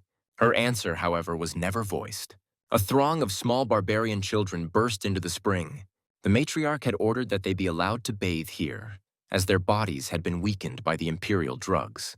Ayan offered her gratitude to Vikir for assisting her sister, extending an apology for all their past hostilities. It appeared the protagonist had at last earned his place as an integrated member of the tribe. Then, almost imperceptibly, 2 years passed in a flash. Vikir was now 17 years old. Throughout this period, he had polished his abilities to a state of perfection. He could now unleash all 6 of the Baskerville claws with ease, though the 10th technique remained a distant ambition. Achieving the 6th level at the age of 17 was a truly phenomenal accomplishment. His mastery of the 6th magic circle was a testament to his status as a master swordsman. Time, however, was slipping away, and he became aware of how long he had remained in the forest. One constant remained. He and Ayan continued to hunt side by side. Vikir couldn't help but notice that something was troubling her, however. Ayan produced a dagger that had been dropped by one of the Imperials who recently ventured into the forest. The emblem etched onto the weapon was one he recognized, the sigil of the Leviathan clan. This family held a level of influence within the empire comparable to that of the Baskervilles. An intruder who had trespassed in the forest was seen pouring a red substance into several water sources before vanishing. One of these infiltrators was captured, but he chose to die by swallowing poison, leaving only the dagger behind. Yet something else weighed on Ayan's mind. She was a person who could not abide dishonesty and secrecy. Consequently, she admitted that another person from the Empire had also entered the forest. And Vikir was undoubtedly the object of this person's search because it was… that same girl. For 2 full years, this girl had repeatedly led search parties into the woods. Her efforts were clearly aimed at finding any trace of Vikir. Ayan expressed her anxiety, wondering if he would leave with the girl should they ever meet. She was terrified of being hated for withholding such critical information. Vikir, however, gave her an immediate and decisive answer. He would not be returning. This was the honest truth. Ayan was unable to conceal her delight. Vikir knew that as far as the Empire was concerned, he was dead. He only intended to go back once he had learned to flawlessly conceal his true power. But this girl, could she truly be Camus Morgue? Was it possible she hadn't forgotten his act of rescue? Or was this merely a move in a larger diplomatic strategy? The young man concluded that he needed to gather information about what was transpiring outside the forest. Abruptly, a colossal aquatic monster leaped from the water. This particular fish served as a herald of the rainy season, and its immense size suggested this season would be a long one. Something seemed off, however. An arrow was protruding from its underside. Upon cutting the fish open, they discovered a human skeleton within. Ayan knew at once that it belonged to a member of the Rococo tribe. This discovery was perplexing, as the monster was a simple-minded creature that exclusively fed on carrion. What if then this person had been alive at the time it was swallowed? It was clear that some disaster had befallen the other tribes. Wasting no time, Vikir and Ayan journeyed to the territory of the Rococo tribe. The scene that awaited them was one of absolute horror. Warriors were strewn everywhere, their bodies showing signs of vomiting, diarrhea, and crimson spots on their skin. The most chilling detail was the complete absence of smoke rising from the village. It was a completely lifeless territory, devoid of all sound and any sign of life. The corpses and red blotches brought back Vikir's memories of an epidemic that had once decimated the barbarian population. In his previous life, it had been called the Red Death. This contagion spread with terrifying speed, wiping out nearly everyone who lacked immunity. Vikir quickly put Ayan at ease, telling her that the illness was not easily spread, which allowed them to continue their investigation. Then all of a sudden, Ayan let out a piercing scream. A small girl was standing not far from them. From her appearance, she seemed to be about 5 years of age. She was weeping over a body. She was not, however, from the Rococo tribe. Who was she? The little girl provided the answer herself, stating that she was a slave. Her name, she said, was Pomeranian, which was unusual as such a name was typically found only within the Empire. The word that followed, however, struck Vikir more profoundly than anything else. She identified herself as Pomeranian Le Baskerville.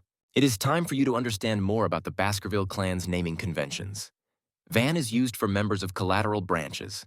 Lee is designated for men from the main lineage. La, however, is a name reserved for women of the direct bloodline, and it is not commonly encountered. Just such a person now stood before Vikir. Allah. The Baskerville emblem was on her person. When Vikir opened the locket she wore, he discovered a photograph of Hugo, a woman and another woman, La Baskerville with two others.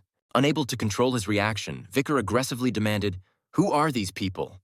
Ayan stepped in, pointing out that his hostile expression was unlikely to elicit an answer. The shock was still apparent on Vikir's face, but he realized the girl had done nothing to deserve his anger. He composed himself, asked again with a gentle smile, and Pomeranian visibly relaxed. She clarified that the people in the photograph were her mother and her grandparents. It dawned on Vikir instantly that Butler Barrymore had not been lying. At the time, he had found it impossible to believe that the Patriarch was such a dedicated family man. From his first wife, Roxane, he had one daughter, Penelope, who had been abducted by barbarians. The Patriarch had searched desperately for his daughter, even relocating closer to the Red and Black Mountains. He never found her, however, and eventually mourned the death of his wife, who had succumbed to illness. Vikir had dismissed the story as impossible back then, but now he was looking at living validation of that tale. Hugo's own granddaughter. The reality of the situation was becoming more and more tangible. It would be quite a sight to see the Patriarch's face when, after years of warring with the barbarians, he finally meets his own granddaughter, born of them. Without a moment of hesitation, Vikir invited the little girl to come with him. Pomeranian replied that her mother had always instructed her to follow the person with red eyes. This was the precise moment that the paths of two martyrs from the Sword Clan finally converged. The lives of Vikir and Pomeranian were set to change dramatically. Vikir began to experience the full weight of paternal responsibility. It was clear to him that raising Pomeranian in the Balac village was not a viable option. They required a location that was beyond the reach of Hugo's surveillance, but not entirely cut off from civilization.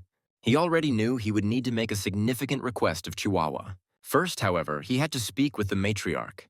Aquila had been informed that an infectious disease was making its way through the forest. This was terrible news, especially since the rainy season was also about to begin. Vikir thought back to the Red Death from his previous life. The disease had spread so rapidly that it had even reached the Empire's borders. The Empire managed to withstand it, thanks to a wall of fire conjured by Camus Morgue. Additionally, Saint Dolores of the Quo Vadis family had used her divine abilities to heal the afflicted. These solutions were effective only within the Empire, while the majority of the barbarian population perished. This outcome had greatly consolidated the Baskerville family's power. The forest's ecosystem, however, was thrown into chaos, and monsters began to approach the very borders. The Baskervilles successfully defended their lands, and Hugo's authority was further solidified. This time, Vikir was determined that history would not repeat itself, because he knew the secret to halting the Red Death.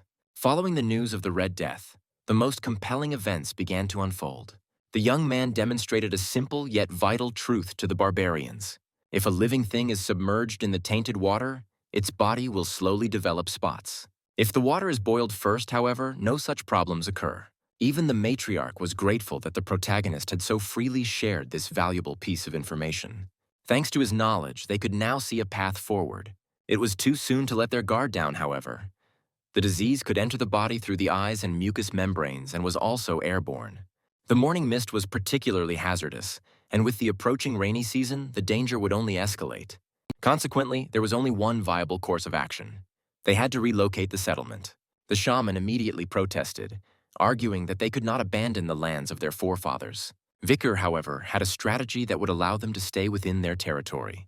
The rainy season proved to be especially harsh that year, with rivers cresting their banks and inundating most of the forest. In the Red and Black Mountains, the rising water consumed everything but a single location, the village of the Balac tribe.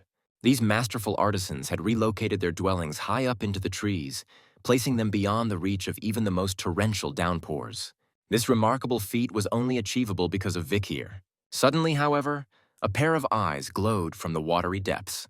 An instant later, a colossal aquatic monster breached the surface. Ayan reacted instantly, loosing an arrow at the creature and growling for the damned catfish to be gone. Interestingly, this particular fish had been regarded as the king of the forest's waters for many decades. The barbarians referred to her as Ka. And now this monster, with a powerful flick of its tail, demolished one of the structures the Balac people were constructing. Vikir did not hesitate. His sixth Baskerville technique sliced through the air, nearly striking the fish. It managed to retreat beneath the water's surface, however. Nonetheless, everyone was relieved. Vikir had successfully driven Ka away from their village. That evening, he cooked a delicious meal, once again demonstrating his care for his niece. Only one thing puzzled him. How had Ayan ended up in their home? Her portion of the meal had not been accounted for, yet she was already eating dinner with a calm sense of entitlement. Pomeranian, who was watching them intently, observed that the two of them were acting like a married couple. Ayan just smiled, clearly not opposed to the comparison, while Vikir looked on, amazed at how quickly the two had bonded. Their quiet evening, however, was shattered by the sudden arrival of Ahun. He once again required the assistance of Vikir, who had already rescued people from the village on multiple occasions. This time, however, the matter was grave. Ahun pleaded with the protagonist to save his younger sister. The girl had fallen ill the previous evening. Ahun suspected it happened while they were gathering wood for the new buildings. Ayan was distraught. This little girl had always been helpful to everyone, and now she was lying there, completely drained of strength. A shaman entered the dwelling and, rather than offering condolences, delivered a cold pronouncement. He stated that the granddaughter had gotten what she deserved for constantly defying her elders. This all happened, he claimed, because they had placed their trust in the imperial bastard, Vikir. Ahun attempted to argue back, feeling this was too much to bear. The shaman, however, refused to listen and struck the boy, ordering him to be silent. He declared this to be a punishment from the gods, and that a ritual was necessary to set things right. Vikir, however, already had a strategy to help. He issued a series of rapid commands. Disinfect everything, boil the water, and create an environment where the child could effectively combat the illness. They had to stall for time. Vikir was capable of saving her, but he would need Ayan's assistance to do so. He would be required to venture outside the forest to procure a cure. Ayan pointed out that Aquila would never permit him to leave so easily. The departure would have to be done in secret. The only question was whether Ayan would allow him to go. The protagonist set off at once, but the archer was right behind him. She at least needed to know his destination and why he was taking Pomeranian with him. Ayan had always deferred to Vikir and felt she couldn't demand explanations. She knew that the moment she received them, he would likely just vanish. It was vital for her to hear just one thing, though. Would he return? Vikir simply promised that he would come back. In the next instant, he was gone. Meanwhile, Chihuahua Baskerville was finding his work dreadfully monotonous. He reminisced about how challenging, yet stimulating, it had been to work alongside the young consul. He still found it hard to accept that Vikir was truly gone. Then suddenly, the protagonist materialized right before him, calmly asking if he had been summoned. The meeting was so startling that the old politician couldn't stop himself from screaming. His cry must have echoed throughout the entire building. He was once again an underdog. At last, Vikir decided to confide the entire truth in his only friend. Chihuahua was ecstatic. The young hero had not only battled a forest monster, but had also integrated himself among the barbarians. The Secretary General was even moved to tears, realizing his ward was indeed alive. He was even more curious about the identity of this small child who bore such a striking resemblance to Vikir. The protagonist clarified that while they shared the same bloodline, she was most certainly not his daughter. From now on, Chihuahua would be responsible for Pomeranian's care, while also teaching her the fundamentals of survival. Should he require assistance, he was to seek out Cindy of Dunaro, the very same thief Vikir had pardoned 2 years ago. But Chihuahua had one more question. When would Vikir be back? The protagonist only offered a cryptic reply, saying it would be after he had settled all of his affairs. After all, he had a promise that he was obligated to keep. The cure for Ahun's sister was a drop of holy water from the Quo Vadis clan. His next destination, therefore, was the religious lands. Everyone undergoes a meticulous inspection before being allowed to enter Quo Vadis territory. A humble merchant of oil and petroleum was not exempt from this process. Concealed within his barrels, however, was a very precious cargo, which was the source of the man's anxiety. Fortunately, the inspection proceeded without issue, and the merchant successfully reached the city of Holy Mecca. Finally, a true monster emerged from one of the barrels. As a token of his gratitude, he left the man a payment of bullfangs. I believe you've already deduced who this was. Vikir had once again opted for an unorthodox mode of transport, but he had successfully arrived in the Holy Lands. Under the Church's influence, all worldly desires, from avarice to carnal indulgence, were absolutely forbidden here. The faithful adhered strictly to all regulations, and upon the ringing of the bells, they would drop to their knees in the middle of the street. This was how Vicar managed to slip into the city's poorest districts. He carried with him the bacteria of the Red Death, which he had cultured from the sweat, blood, and tears of Ahun's sister. If this substance were to enter the well, the local population would fall ill immediately. The approach was harsh, but the circumstances were dire, and every minute was crucial.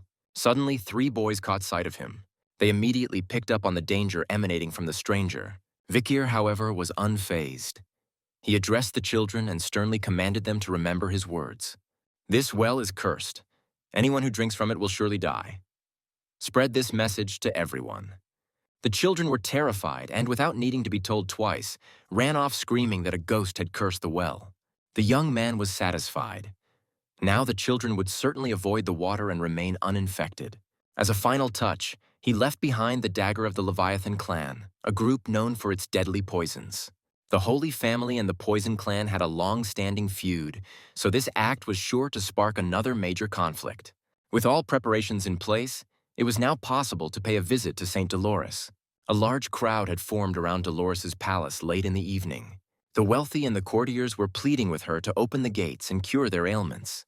They offered payment in the form of money, estates, and extravagant gifts. For the saint, however, this was not a sufficient reason to grant an audience at such an hour. She commanded them all to leave. Vikir stood among the throng. In his past life, he had frequently seen the saint on the battlefield, covered in blood, exhausted, yet determined to save the wounded until the very end. The Dolores he remembered, however, had loathed money and power. The protagonist knelt before the gate, adopting the guise of a lost soul. And right before him, the door swung open.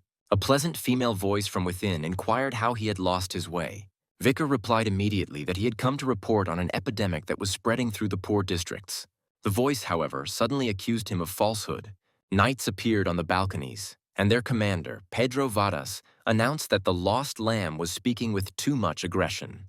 It had been a long time since Vikir had seen this man, the same one he had once trusted to guard his back in battle. Pedro was devoted to justice and refused to compromise with those who broke the law. The commander stated that the stranger would not be granted an audience with the saint until he had taken off his mask. Vikir had a valid reason for keeping it on. Besides, his task was complete, and he was ready to depart. The knights, however, were not about to let such a suspicious individual simply walk away. Pedro sensed that the water Vikir had brought was radiating a malevolent energy. He suspected the stranger might have intentionally started the epidemic as a ploy to draw out the saint. And Pedro was not one for lengthy discussions. He simply charged forward to attack. The protagonist was unable to use his standard abilities, as doing so would instantly reveal his identity. Consequently, he had to depend on his sword skills. He first lunged at Pedro, leveraging the 600-kilogram force of the bear. Next, he ignited the knight's magic tome with the flames of Cerberus.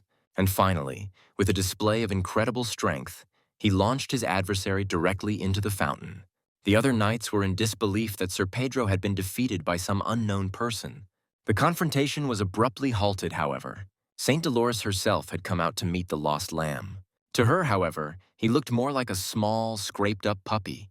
She calmly instructed that tea be brought so she could speak with this individual. St. Dolores was currently about 16 years old. In the future, amidst the war with the demons, she would be on the front lines rescuing the injured, saving a countless number of lives.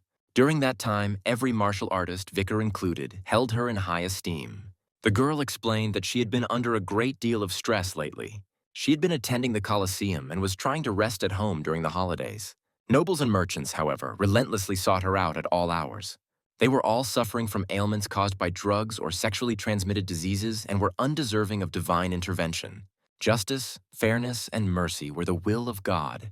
But these people could only see what was directly in front of them. Vikir interjected, speaking of the unavoidable process of getting to know people, a process from which no one is exempt. He then brought up the epidemic that was spreading through the poorer neighborhoods. Dolores asked coolly if he himself had played a role in this. The young man displayed his magic and stated that he took no pleasure in harming the innocent, as this place was his home. The Holy Virgin was taken aback. Before her stood a devout follower. Vikir asserted that he had personally witnessed people contaminating the well. Dolores couldn't comprehend who would gain from her family's downfall. The protagonist theorized that the Leviathan clan would be the primary suspects. They could exploit the epidemic as an opportunity to eliminate their sworn rivals. One shouldn't overlook the bourgeois family either, as they would find a way to profit even from such chaos. Although everything he said was merely a theory, Dolores was astonished by this man's capacity to predict future events with such clarity. She desperately wanted to know his identity. The young man only hinted that he was known as the Night Hound. It was a sinister moniker, but his words carried the weight of truth. Therefore, the Holy House needed to urgently investigate the poor districts and relay their findings to her father. Vikir was pleased. Things would now move along much more quickly. The Holy Virgin, however, was troubled by another question. How could the man who had defeated Pedro, one of the top knights in the order, appear so small and wretched? A mix of blood, oil, and iron emanated from his soul. His cruelty and repressed anger had taken on the shade of pure hatred. Yet, beneath all of this, in the depths of his turbulent emotions, there lay an immense sense of longing and sorrow. The saint went to the scene of the outbreak without delay. The epidemic was already picking up speed, with more and more people falling victim to it. Vicar felt a pang of regret that so many had to suffer. Dolores was equally shocked by what she witnessed. Her sympathy for these people was genuine, and she began to pray. Her voice, like a celestial bell, resonated throughout the church. Suddenly, one of her tears began to flash with a golden light that bathed everything around it. The afflicted were cured. Vicar was now certain of Dolores's incredible life-giving abilities. His next task was to bring the miracle of her tears to the deep forest. The Holy Virgin knew that healing the sick with divine power was merely a temporary fix. The increasing number of afflicted could only mean one thing. A well in the poor districts had been contaminated. Furthermore, the disease had a slow but prolonged progression. To completely halt its spread, Dolores needed to create a single drop of concentrated divine power. For the time being, she went to attend to the sick. Her absolute altruism and self-sacrifice were the closest one could get to divine love. Even more difficult challenges lay ahead for her, however, because it wasn't just the patient who suffered, but the saints as well. The Holy Virgin felt ashamed for not having been there for her people all this time, but she had arrived now, and what she witnessed left her in a state of profound shock. Even the priest was convinced that nothing short of divine power could be of any help. Vikir, however, was employing some incredible techniques. The protagonist was allowing the blessing to seep into the infected area. This was a truly revolutionary discovery, and everyone began to emulate his method. Dolores had not anticipated such dedication from the Night Hound. She could never have imagined that he was so adept at wielding divine power. Well, it is time to explain the nature of this divine power. It originated from the prayer of a servant reaching God, who would then accept it and grant strength in return. The amount of power bestowed was dependent on the individual's devotion to God. Vicar, however, knew of a method to amplify this power and assist more people. In his past life, when the earth was overrun by demons, the number of casualties was overwhelming. It was then that God witnessed the desperation of the priests, who were physically unable to keep up. Slaying monsters thus became an act of faith. Even those who were not holy servants could then wield divine power to combat demons. It was because of this that Vikir was able to use it within the holy place. Meanwhile, a young girl was mourning her sick mother among the afflicted. The protagonist gave her some money, at least enough for food so she could care for her mother. The priest, however, stepped in, stating that material aid was not permissible. The desire for money is boundless. Vicar's purse, however, had its limits. He was willing to give all he had, and he felt a deep sorrow for these people. His words struck a chord with Dolores. She couldn't understand why the Night Hound spoke of regret and asked for forgiveness. Was he helping for the same reasons she was? Did he also experience pain from not being able to save more people? A sharp pang went through Dolores's heart. She was still young and lacked experience, but now her heart began to race because of the enigmatic man standing before her. After such intensive work, everyone requires a period of rest. The young man had found a secluded spot, but his solitude was short-lived. Dolores quickly located him. She wanted to speak with the man who had saved so many of the sick. The girl chose to confide her own story. Dolores felt she was simply fortunate to have been born with divine power, but she couldn't comprehend why God had chosen someone as weak as her to be a saint. Vicar responded instantly, explaining that it is precisely her suffering and sense of guilt that make her God's choice anything but accidental. The world is in need of a light that can penetrate even the most profound darkness. With all her heart, Dolores wished she could be the kind of person who could utter such words. The Quavadas family performed their duty flawlessly. Thanks to the efforts of one young virgin, 3 drops of concentrated holy water were produced. It was named Tear of the Saint. The process was heart-wrenching for Dolores, and she could barely withstand the difficult, painful day. But now, this essence of divine power would be kept under secure guard. After this, Dolores went to see her father. Cardinal Lund Humbert commended his daughter for her sacrifice. Dolores recounted all the details to him. They had finally located the source of the contaminated water. Things were not so straightforward, however. Suspicious items were discovered near the well, emblems of the Leviathan and bourgeois clans. Humbert was livid. These fanatics had dared to desecrate the very name of God. He commanded Dolores to declare a holy war. He also ordered the capture and interrogation of the night hound. This stranger had aroused his suspicions. Dolores, however, refused to comply. She vouched for Vikir's innocence. This, however, was not sufficient. Humbert made a final decree.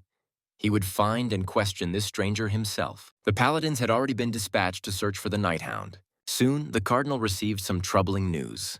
One of the saint's tears has vanished from storage. A thought crossed Dolores's mind. Is this what the night hound came for? Ayan had spent nearly her entire life in bondage.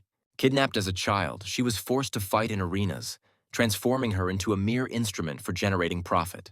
Her life had been unbearably harsh, and that is how she found herself in a cage, being offered for sale. But then he came into her life, Vikir. He unshackled her, granting her freedom. Ayan awoke with tears in her eyes. Even in her dreams, she was plagued by nightmares where she desperately searched for Vikir. The ache in her chest was only intensifying, as if her very heart were withering away. Aquila comforted her daughter, reminding her that life is full of surprises. We must simply await Vikir's return. He will surely find a way to cure your illness. And her mother was correct. As if by a decree of fate itself, Vikir returned on that very day. Aquila had barely opened her mouth to say, "I told you so," when Ayan was already rushing to him. She could still recall the terror she had felt on the day she was freed. But Vikir had shown her how to conquer her fears. He had demonstrated that it was possible to fight back and emerge victorious. And now, her savior and companion was with her once again. Ayan was filled with joy, as was Vikir himself, who had finally made his way back. Vikir went immediately to Ahun's sister. The poor girl's skin was covered in red blotches. The moment he produced the tear of the saint, however, a brilliant light filled the room. The illness vanished in an instant. It seemed this remedy truly worked. There were many more who were sick, however, and the situation in other tribes was dire. Fortunately, there was enough of the magical essence to treat everyone. Besides, Vikir had already dealt with the swamp monster Ka, but there was no time for small talk. That night, all the barbarian tribes convened at the largest lake. Vikir initiated the ritual, pouring the entirety of the saint's tear essence into the water. The lake immediately began to glow with a golden light. Now all the afflicted had to do was drink from it, and every inhabitant of the forest was able to overcome the disease thanks to the divine power. Soon the reservoirs would be cleansed, and the bacteria would be completely eradicated. Vikir had now become a true hero to the Balac people. The inhabitants of the deep forest began to prepare for a massive festival, but first, they needed to uncover the most crucial piece of information. Who had released the disease into the forest? Meanwhile, the shaman Ahiman was operating under the assumption that everyone had already been infected, and he was preparing to cure the tribe with his own antidote. His plan appeared to be flawless. Afterward, the people would have no choice but to worship him. Something, however, had gone awry. The village was teeming with life, and Ahiman couldn't comprehend why everything was perfectly normal. The lake water was even purer than before, and fish were abundant. How could this have possibly happened? Vikir, observing his bewilderment, asked what had so startled the shaman. Ahiman was on the verge of a furious outburst, ready to call him an imperial bastard. But then he noticed that all the villagers had gathered behind him. Aquila asked with surprise how an infection created by one of the clans had suddenly appeared in the forest. Ahiman could only make excuses, claiming he was simply exercising his right to heal the tribe. It was quite surprising then that he hadn't even returned to the village afterward. The young man, as usual, had been correct in his assessment. He had anticipated the shaman's moves. All that was left was to determine the contents of Ahiman's sack. Could it be the very same antidote he had so painstakingly prepared? Ahiman had his motives for his despicable actions. His backstory was not a simple one. He had once been captured by a shaman from another tribe, which is how he came to join the Balac people. He later killed the very man who had been plotting a coup within the community and seized all of his power. To assimilate into the tribe, Ahiman had done whatever was necessary, and he was eventually accepted as one of them. In his later years, however, he began to crave what he had been denied in his youth. More specifically, he sought to usurp power by challenging the matriarch's authority, with plans to conquer the entire forest.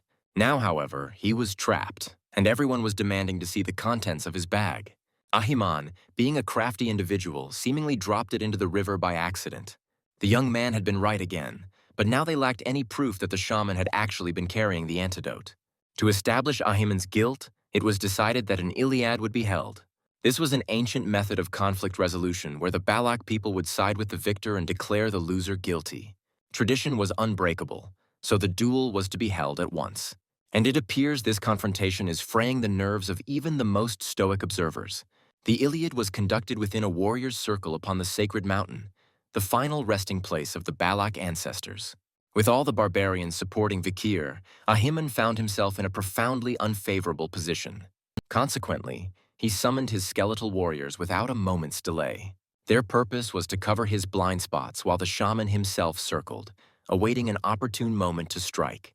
Vikir, however, had acquired a new ability, Silent Step, which he gained after slaying King Rikaka. As a result, these skeletal beings failed to detect his approach. A single perfectly placed strike sent a dagger plunging into Ahiman's body. The victor of the duel had been decided. The shaman, however, was not prepared to perish so readily. His body convulsed in torment from the blow delivered by Beelzebub. He could not stomach the idea of defeat at the hands of this imperial upstart.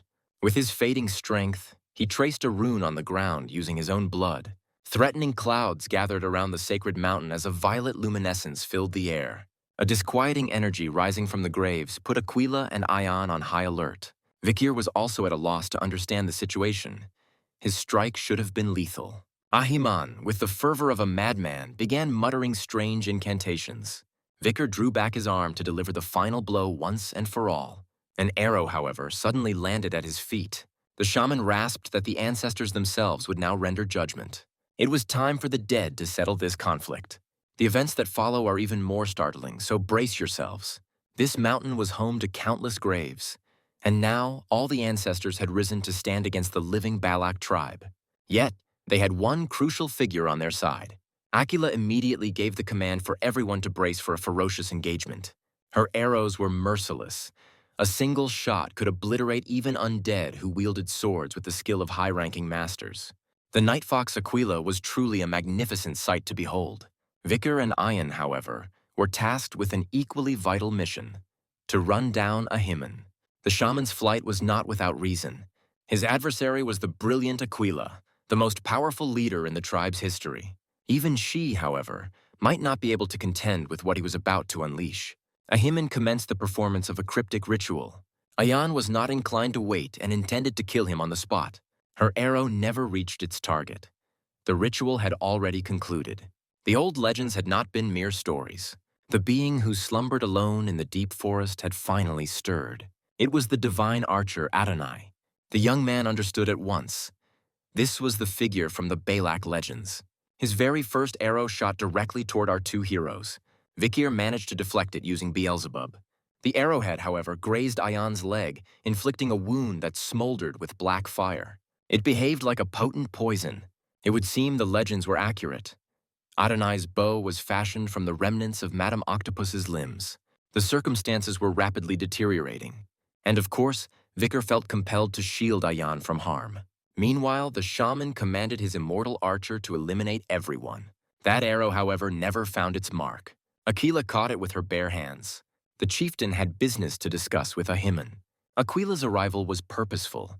She had sensed an incredibly powerful aura, and her timing was perfect, as a new challenger had just appeared before them. The leader swiftly neutralized the poison contained within Adonai's arrow. She simply detonated her own aura, which purged the toxin from her blood. A masterful maneuver. Ahiman's betrayal was of little consequence to her. She had only one question. Was the figure before her truly the divine archer Adonai? The shaman, unable to suppress his glee, shouted that it was indeed him and that Aquila would not have the audacity to challenge him. The matriarch, however, had entirely different intentions. She immediately instructed Ion and Vikir to stay out of the fight. It was an honor for her to face Adonai in combat and determine which of them was stronger. Wasting no time, she launched the first attack. Her arrows flew in a continuous stream, but the legendary Balac warrior dodged them with incredible agility. He immediately retaliated with powerful shots of his own. His arrows, however, also failed to find their target. It appeared this battle was destined to be a protracted one. Vicar could scarcely believe he was witnessing such a confrontation. The shaman, however, knew what to anticipate from the night fox, but he was confident she could not defeat his warrior. Adonai, after all, was already among the dead. Despite this, Aquila was fighting him on even terms. Her close-quarters combat was just as formidable as her archery. One of her arrows, however, managed to alter the battle's momentum. The great ancestor seemed to pause for a moment. It's possible he was reluctant to harm his own descendant. Regardless of the reason, Aquila knew there was only one thing she could do: release him from his current state. At the last possible second, however, a hand composed of pure darkness intercepted the arrow.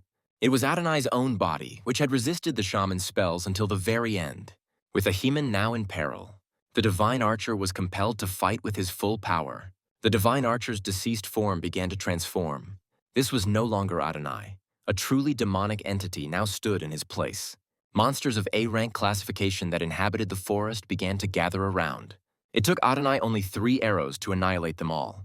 He now had a single objective: to kill Aquila. The matriarch was in a difficult position. With every blow she took, the poison of Madame Octopus spread further through her system. The night fox needed to conclude this fight as quickly as possible. Adonai, however, evaded all of her arrows. The one that was aimed directly at his head, he shattered with a single motion. Ayan grew increasingly worried for her mother. It felt as if the entire forest was resonating with the intensity of this battle. Aquila had to endure until Vicar could find a way to resolve the situation. The protagonist understood that he had to interrupt the resurrection process by killing Ahiman. The shaman, terrified of Aquila, was using Adonai as a shield and avoiding direct confrontation. Vicar, however, located him quickly, but a single blow would not be enough to kill him. Ahiman was protected by other undead beings, entities so powerful they seemed capable of taking on any emperor. Meanwhile, Aquila was taking increasingly severe damage. She could no longer remain standing and fell to her knees before Adonai.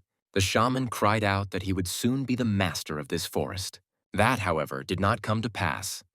The 6th Baskerville technique obliterated all the undead, and a young hero now stood before Ahiman. At the shaman's command, Adonai loosed an arrow at Vicar. Even this projectile, however, could not match his speed. Vicar was operating on an entirely different plane of existence. With a single strike, he severed Ahiman's hand.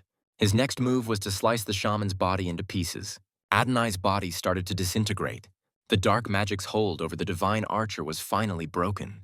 Aquila bid the great ancestor to rest in peace. The shaman's severed head was still screaming about how close he had been to victory. But Vicar finally put an end to him. Ahiman attempted to hiss out one last word, but his head was pierced by an arrow fired by his own grandson. This horrifying chapter of their story was finally at its close. The Balac tribe made their way back to the village, only to be met by a scene of utter ruin.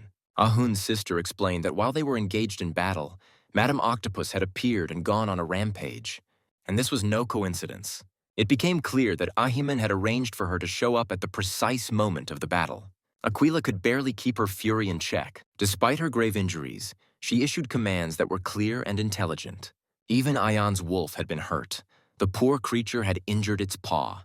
Madame Octopus was truly the malevolent goddess of the forest. The Balac people had always seen her as a force of nature, a living disaster, and had never had a chance to retaliate. Vicar, however, was already formulating a new strategy. That very evening, he approached the matriarch with a single request. He wished to learn more about Madame.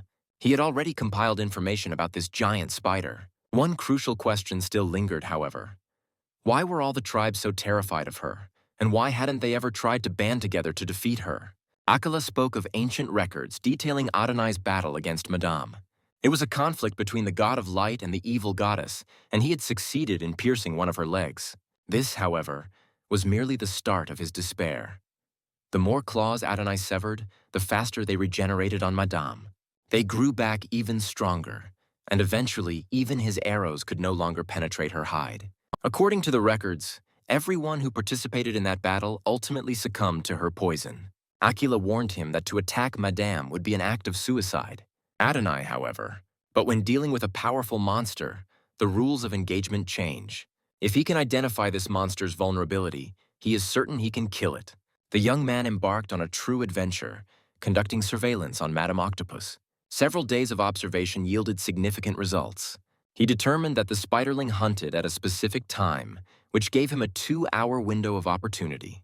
This is how he found himself at the entrance to her lair. The web proved to be incredibly durable, so the hero decided he could make use of it. Behaving like a true madman, he plunged into the deepest parts of the lair. The walls were adorned with the desiccated remains of her victims, but he had no time to examine them. A clutch of spider eggs caught his eye, a significant discovery. The young man decided to collect one for study, but just then, Madame herself materialized above the lair. The situation had become extremely dangerous. It seemed the spider had instinctively detected an intruder in her territory. Fortunately, Vikir was able to conceal himself, and Madame, failing to spot the stranger, departed once more. Ayan started to become anxious. It was common knowledge that Vikir had been actively inquiring about Madame. His interest clearly extended beyond simple curiosity. This time, however, he was the one who summoned her to his tent. Inside, he had set up an entire makeshift laboratory. The young man explained that he had gathered records about the spider from various tribes and had also managed to acquire one of her eggs. Ayan understood his intentions immediately. He was preparing to fight Madame. Vikir, however, also mentioned his plans to leave the forest soon, though he might return after he has concluded his business with his family. If that was the case, then he felt the need to protect the place he intended to come back to. The plan to hunt Madame was fully formed. Ayan was well aware that Vikir consistently confronted seemingly insurmountable challenges and always emerged victorious. So on this occasion, she held no doubt about a positive result. Vikir only reinforced her conviction. Before he confronted the spider, however, there was one more critical task to be done. He sought out a particular forest monster, the salamander, and took from it the ability to regenerate. The very next day, something unexpected occurred. Vikir had vanished. Ayan immediately knew what was happening. She offered a silent prayer, asking the god of the forest to protect the great warrior, who was about to face a true catastrophe. The protagonist was certain that rain would fall soon. During such times, Madame Octopus was typically asleep, making it the ideal moment to launch an attack. The young man had already calculated every possible scenario for the hunt. He had even formulated contingency plans for any potential turn of events. The hunt for Madame Octopus had officially begun. The hero immediately engaged his Baskerville techniques, unleashing devastating strikes on the spider's legs. Just as Adonai's records had foretold, each severed limb instantly regrew to twice its original size. In that case, it was time for Vikir to implement Plan A. He delivered hundreds of blows, continuously hacking at the monster's legs, which sent the creature into a panic. Backed into a corner, Madame discharged her lethal venom. It began to course through Vikir's body almost instantly. He didn't falter, however. Though reluctant, he had to employ his newly obtained power. His severed arm regenerated in a flash. The protagonist continued to close the distance to the monster. He rained blow after blow upon the creature. His efforts were not in vain. Madame had already sprouted a multitude of extra legs to replace the ones she had lost. This was precisely the outcome he had been aiming for. Now it was time to exit her lair. Vikir knew he was no match for the spider in terms of speed. His strategy, however, relied on doubling her number of limbs. Her unique gift had now become her downfall, as too many legs were now impeding her movement. As expected, Madame attempted to use her webbing. It too was unique. Conventional fire could not harm it. It instantly vaporized, however, when exposed to the hellfire of the underworld. Furthermore, the spider's lair was thick with cadaver gas, creating the perfect environment for the flames to spread. The octopus had sullied its karma, blinded by its own strength, and the moment for its purification had finally arrived. Because Vikir had discovered Madame's weakness, all that was left was to ensure she couldn't escape from her lair.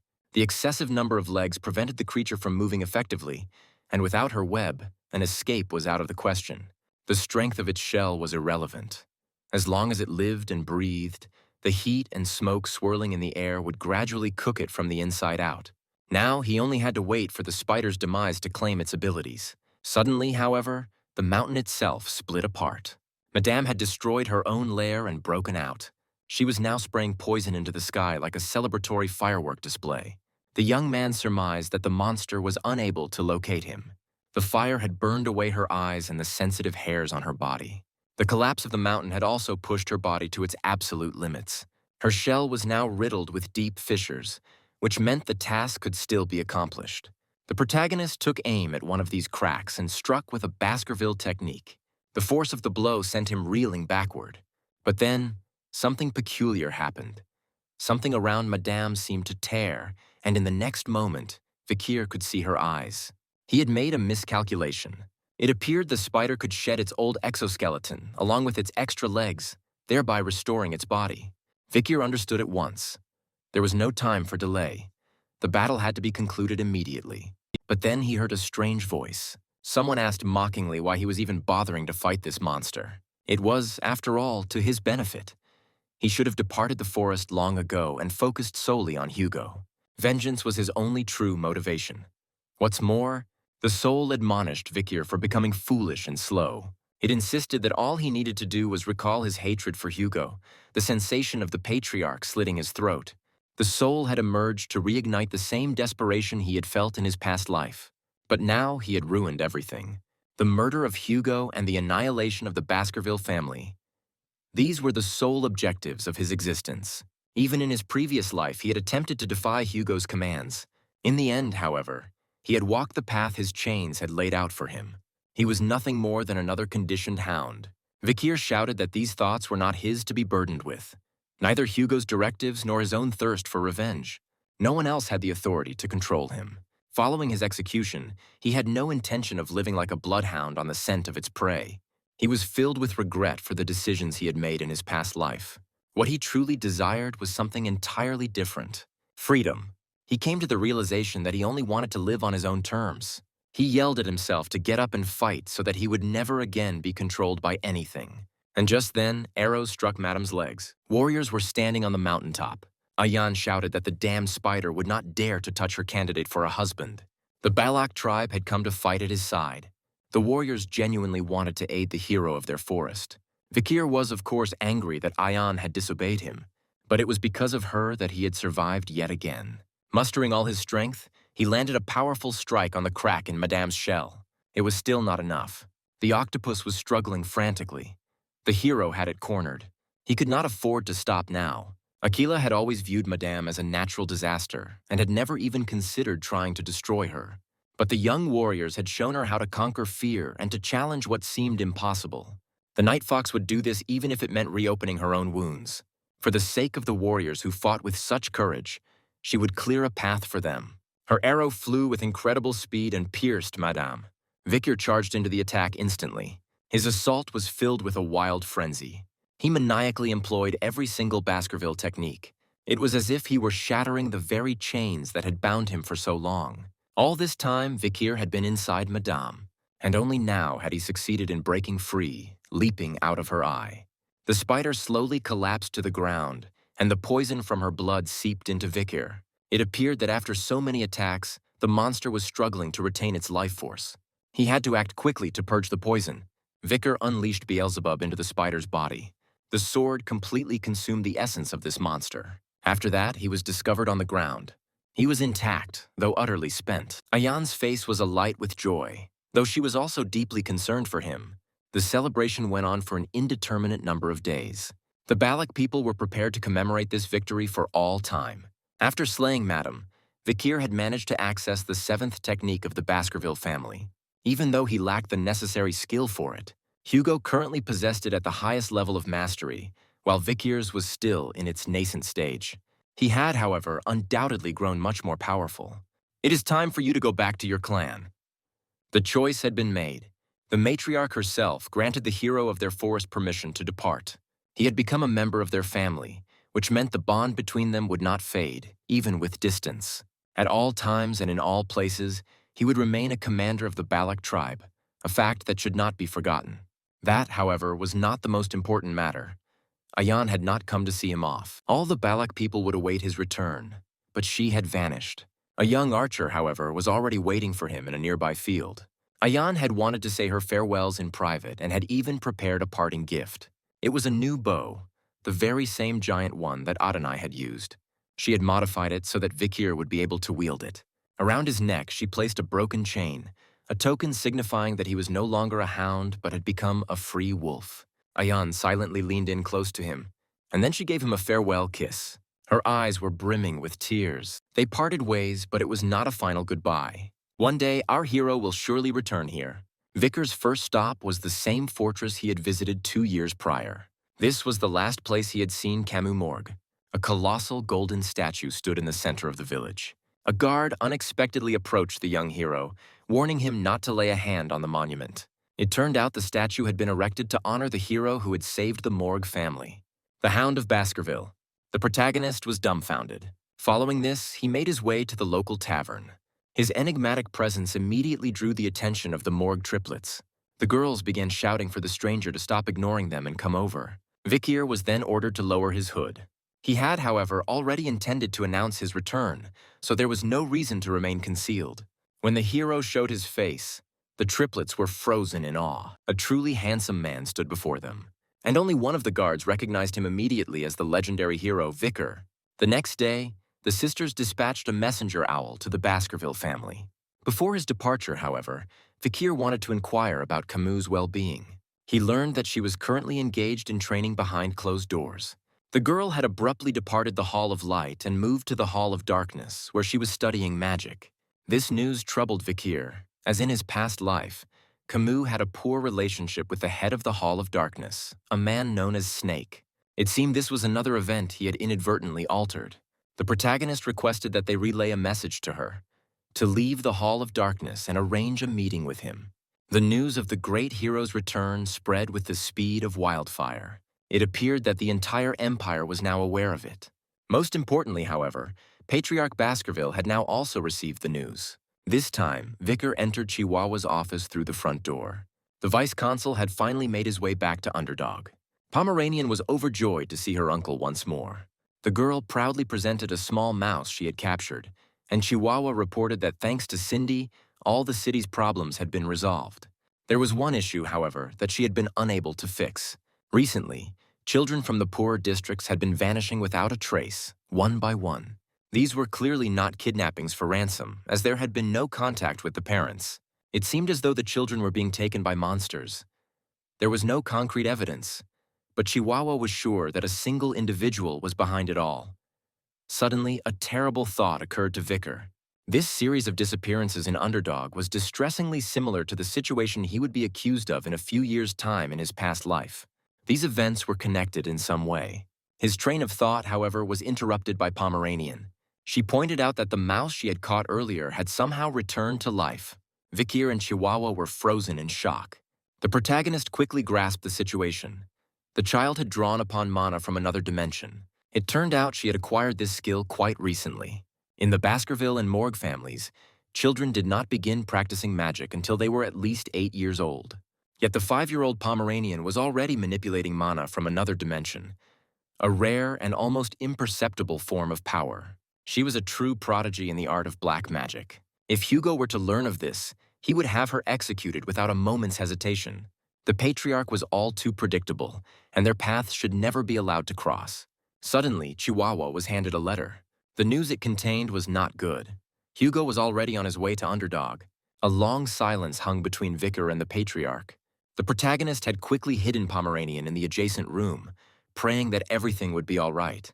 The Patriarch immediately demanded to know what his son had been doing all this time. The young man replied that he had been living among the barbarians and now had a plan for their destruction. His strategy was to cut off their food supply from the Empire, compelling the barbarians to hunt monsters in return for sustenance. In the end, the monsters would be driven to extinction through this process. Hugo was pleased. He had expected nothing less from his son.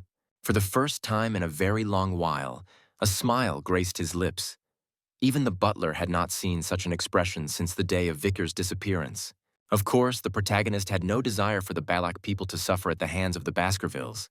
Officially, they would be recorded as having died fighting monsters. But in truth, they would simply relocate to Madame's former territory. Hugo, however, added another significant condition. He had no plans to engage in trade with the Rococo tribe. They intended to completely annihilate them. In reality, the father simply hadn't seen his son in many years and had spent that time cursing the barbarians.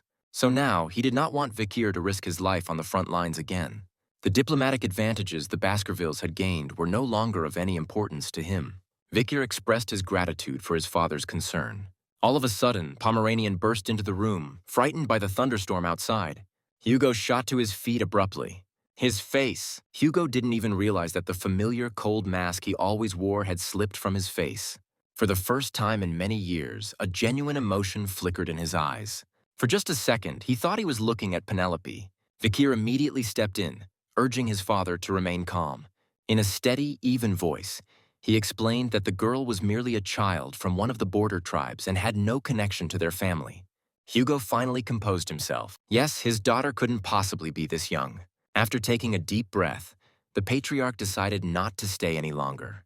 He was tired and made his way to his quarters, but not before informing his son that he expected to see him at the grand banquet the next day. Vikir assented, left alone with his own thoughts. Sleep was difficult to find. Hugo's reaction had genuinely taken him by surprise. Perhaps it was time to tell him about Pomeranian. Regardless of what happened, his main priority was to protect his niece. Just as he was mulling this over, a figure materialized in the darkness of the room. Cindy stood before him.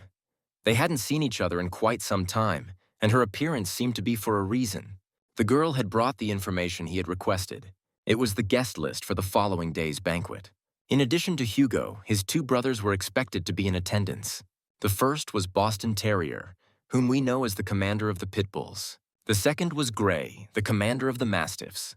There was no doubt that these two would attempt to recruit Vikir into their respective orders. There were other guests as well, however. Osiris, the one who, in his youth, had become a perfect reflection of his father. In Vikir's past life, this boy had been as cold and stoic as a statue. And finally, Seth Le Baskerville. He had been in secluded training and was known for being perpetually frail and weak. Kind, gentle. He was the only member of the entire family whom Vikir respected. He would now have the chance to meet Seth. And the banquet itself was sure to be filled with interesting developments. Vikir was already present in the dining hall. The protagonist offered his formal thanks for the invitation. Hugo simply acknowledged him with a nod and directed his son to take a seat at the table. The conversation quickly devolved into a dispute between the Patriarch's two brothers. The commanders of the two orders were passionately debating which one Vikir should join. In the past, offers from the Mastiffs and Pit Bulls would have been a true honor for him. Now, however, the young hero saw only two overconfident fools before him. The uncles were eager to see how much their nephew had developed. Hugo swiftly put a stop to their bickering so that his son could enjoy his meal in peace. Vikir calmly pointed out that his accomplishments could be easily demonstrated without ever leaving the training hall. He then proceeded to prove it in a brilliantly simple fashion. He noticed with a glance that Uncle Terrier had been served too much wine, while Dane's meat was undercooked. A moment later, the situation was rectified. He placed his hand on the table, channeled his mana, and the outcome left everyone speechless. At 17, he had achieved the rank of an intermediate expert. This was an unexpected development. He had revealed his power 2 years prior during the battle with Madame and had assumed the news would have circulated by now. It appeared, however, that the triplets had maintained their silence. And in that moment, another astonishing event unfolded. Osiris offered his brother unexpected praise, encouraging him to maintain his current course. The shock on Vikir's face was palpable. The primary heir of the Baskerville family, cold, merciless, and the very image of Hugo, had just offered him words of encouragement. Even Seth could not conceal his astonishment. Not only had Osiris complimented someone, but he had smiled while doing so. The younger brother peered at Vikir and inquired if he was even recognized. Upon discovering that the protagonist did remember him, Seth was visibly pleased and confessed his intention to visit after the banquet, as his training was taking place near Underdog. Vikir recalled Seth vividly from his previous existence. He was the one who had stood up for him during his accusations. At this banquet, he was the sole person Vikir was genuinely happy to see. But then suddenly, a vile odor arose, a suffocating, repulsive scent that only he could identify. It was the stench of demons. It appeared a monster was concealed among the attendees. And if Vikir's senses were not deceiving him, the terrible smell originated from someone within this very hall. Vikir observed as Seth casually continued the conversation, attempting to lighten the mood. On the surface, his brother appeared just as he had in his former life. Why then did he carry the unbearable scent of demons? And furthermore, his reflection. It was absent from the polished glass. Could the real Seth be dead, his body now inhabited by a demon? Voicing such a suspicion now would be incredibly reckless. Vikir resolved to gather as much intelligence as he could. That cloying smile, however, made him feel as though icy fingers were slowly tightening around his throat, leaving him breathless. Fortunately, Osiris created a diversion, and Vicar was spared from enduring the sickening stench any longer. Following this, the Patriarch himself requested his presence in his office. The 5-hour-long dinner had left Vicar thoroughly drained. He suspected his father wished to talk about his matriculation at the academy. Before his meeting with Hugo, however, another unexpected encounter awaited him. The triplets were lying in wait for him just outside. Vicar braced himself for a confrontation. Yet, rather than launching an attack, they knelt. The gesture resembled a knightly vow of fealty. The brothers had come to settle a debt. During the assault on the forest monster, they had experienced, for the first time in their lives, not just terror, but also profound respect. On that day, they resolved to become the three spears of Vicar van Baskerville. They implored the protagonist to take them into his service, swearing their eternal loyalty. In a past life, these three had posed a lethal danger to Vicar. Now, however, he required no such pledges. The fact that they would be allies from this point forward was something best kept quiet.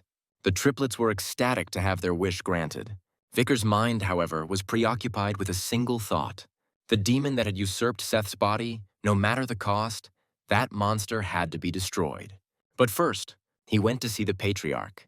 The Colosseum Academy stood as the most prominent educational institution in the entire empire.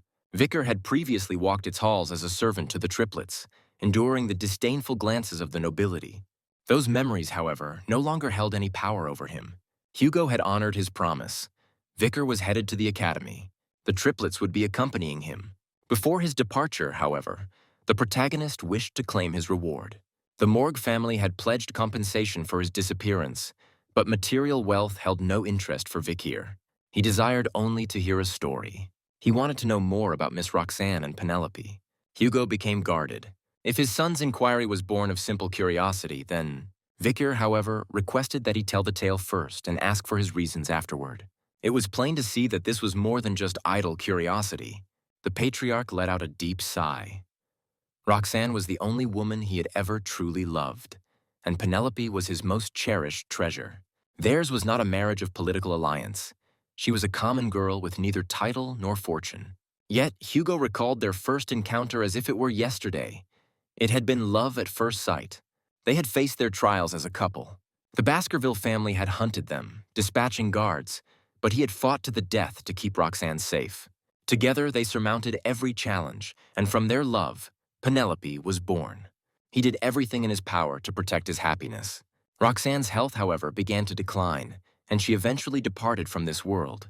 Fortunately, their daughter blossomed into a kind and radiant young woman. For Hugo, it was enough to know she was well. One day, however, that all changed. Penelope went out for a walk and never returned. She had been abducted by barbarians from the Rococo tribe, who had somehow infiltrated the very heart of Baskerville lands. To this day, Hugo had never found any trace of her. The Patriarch fell into silence before turning to Vicar, demanding to know the reason for his interest.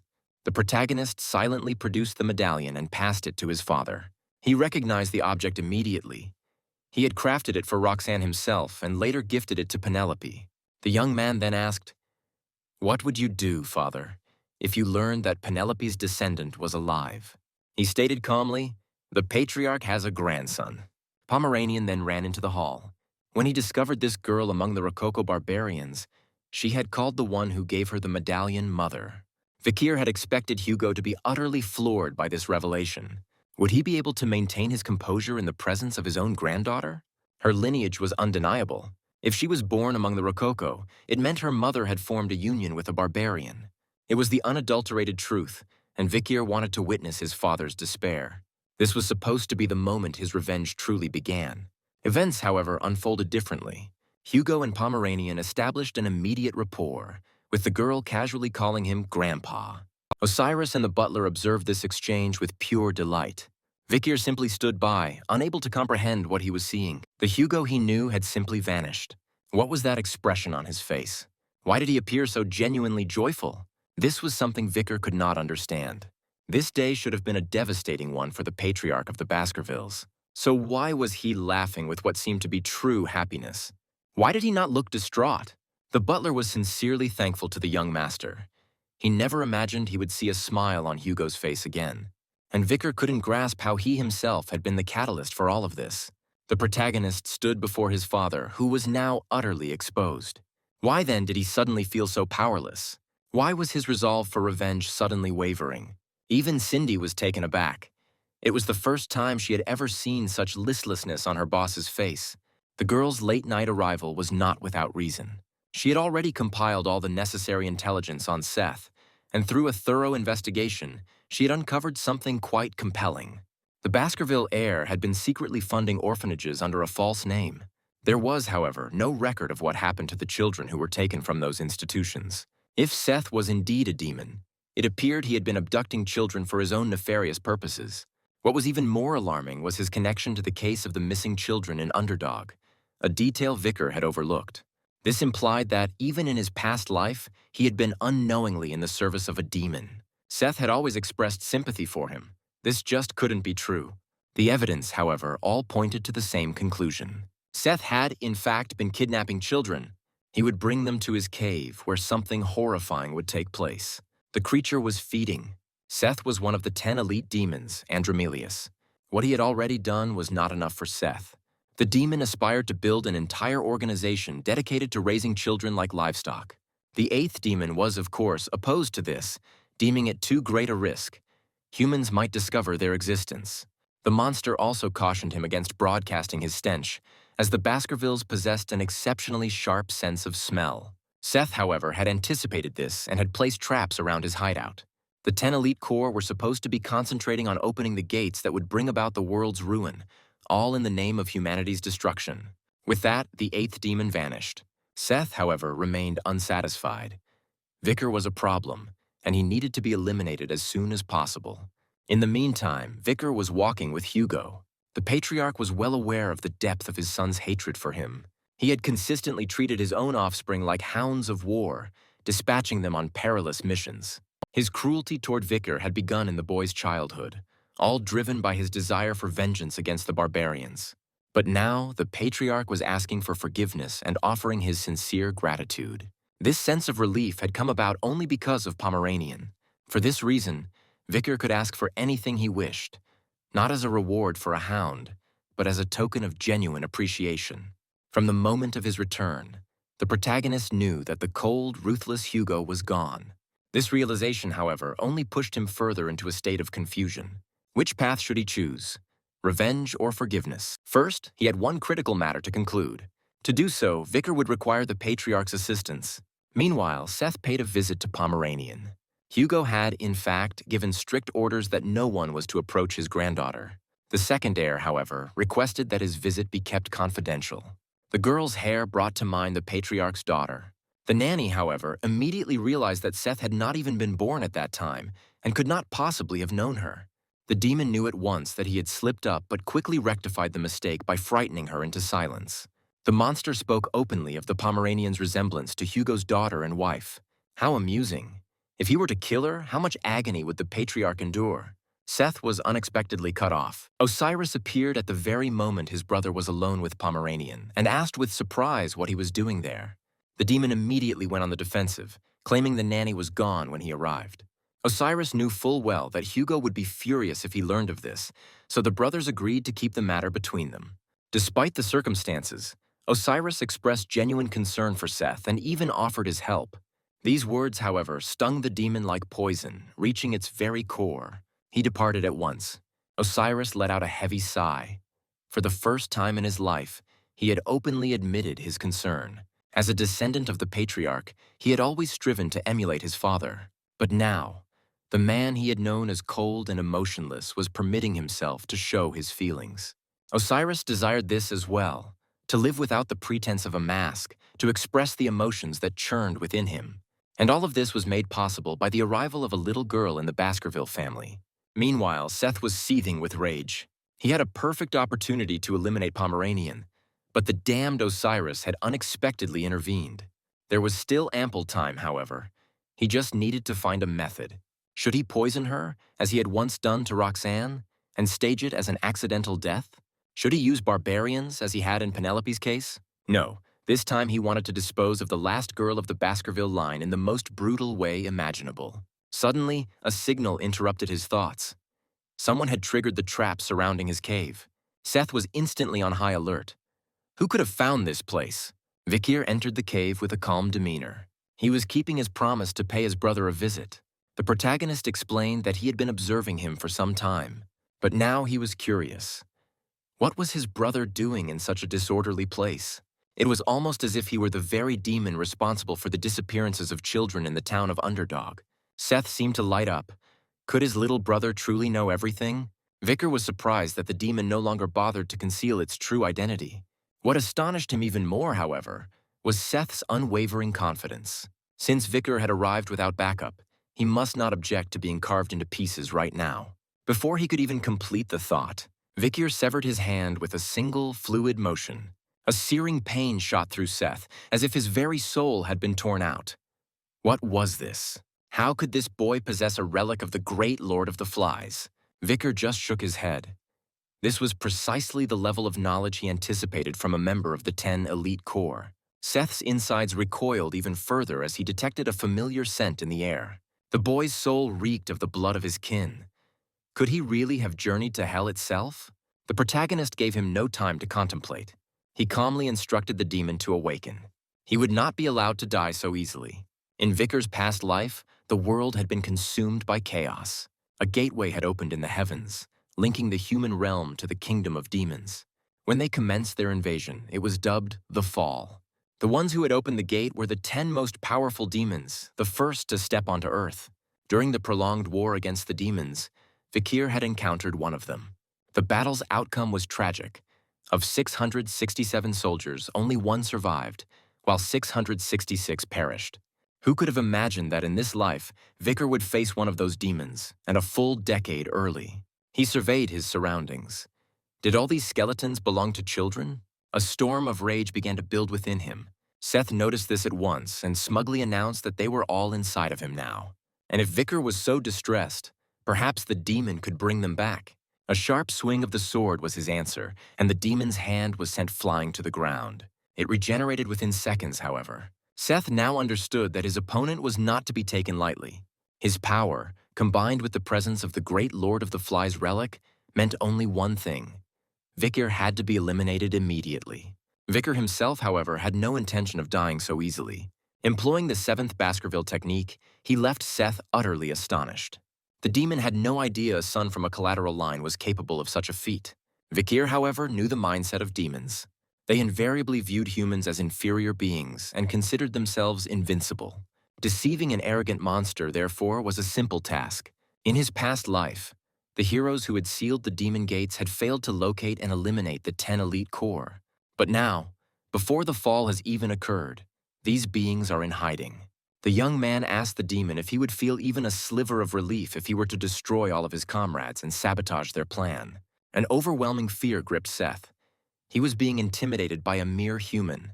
Was such a thing even possible? Without providing an answer, he dissolved into a swarm of blood spikes. This was so he could reappear before Vikir in his true form. His gaze burned with malice. He hadn't anticipated this level of power from the boy, but this was not the end. Demonic serpents swarmed around Vikir and began a relentless assault. One of them managed to land a bite.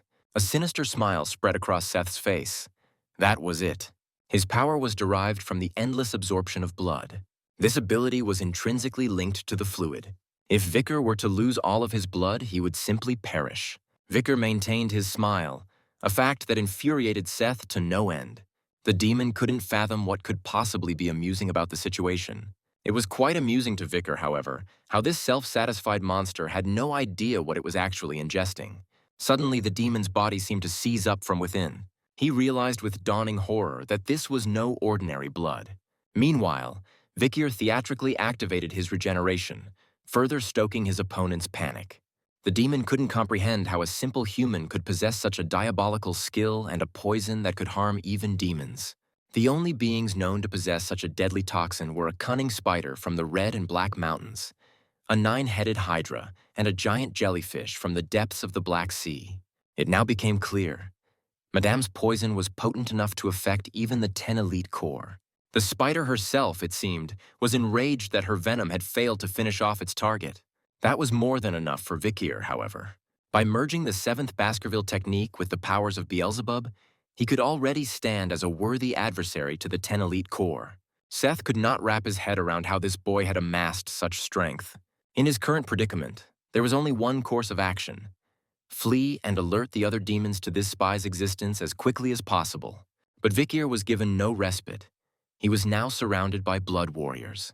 All of these beings wielded the sixth Baskerville technique, which Seth himself had once mastered. The demon had made his decision. He would kill Vikir and then eliminate everyone he held dear. The situation was indeed worsening, but Vikir was prepared for it. He produced a black whistle. It was the same one that Seth, as a member of the Baskerville family, recognized instantly. A sharp, unbearable sound sliced through the air, echoing throughout the mountain. This time, Vikir had utilized the whistle's second function, to mobilize all of the family's forces. And in an instant, the entire mountain trembled from a powerful impact. Hugo finally understood why his son had requested that particular whistle. It was for the purpose of slaying a demon. The entire family stood frozen, awaiting the command, and Vikir gave it. Tear the monster to pieces. All the hounds were briefed on the demon's abilities, but were under strict orders not to sustain a single scratch. It was this very command that ignited the soldiers' fighting spirit. Meanwhile, a heavy weight settled in Hugo's soul. How could he have failed to see that his son had become a demon? What was the state of the Baskerville family? The demon, realizing his situation was dire, frantically searched for an escape. He began to plead for a bargain. If he were allowed to go free, he would vacate Seth's body. Vikir regarded him with skepticism. Would anyone actually fall for such nonsense? Andromelius, however, knew he didn't need to persuade everyone. One would be sufficient, so he addressed Osiris. The monster preyed on the older brother's emotions, reminding him that he wouldn't let his younger brother be killed. Seth's memories were accurate. Osiris was the kindest member of the family, and this was now his final opportunity to save his brother. Osiris drew closer. The demon immediately began to impersonate Seth, speaking in his voice and insisting he was still alive. He started to beg for forgiveness for selling his soul to the demon, pleading for a chance to atone. Osiris, however, did not even listen. The blade of his sword was the only reply. He felt a deep sadness, but this was the only thing he could do for Seth. Vikir told Osiris that he shouldn't hold himself responsible, but he understood that he was the one to blame for everything. If only he had looked after his brother more carefully in his youth. Suddenly, a hound cried out. The monster's head had been sent flying. Even in its final moments, the demon let out a smug laugh. His brothers would surely fare much better. The young man knew at once. He couldn't make that shot from this distance. But then Hugo spoke, stating that a swordsman should never turn his back. The demon shuddered. Where was this strange sensation coming from? Why was he so terrified? And then he understood. This was the instinct of the weaker in the presence of the stronger. Hugo swung his sword. A single blow was all it took to dispatch the demon. This was Hugo's holy sword, the Baskerville. It was the true power of the swordmaster. The very next day, the news spread to every inhabitant of the Baskerville territory. It concerned the sins of the Patriarch's second heir, Seth. The truth of his demonic nature was, of course, kept hidden, but he was charged with a multitude of crimes.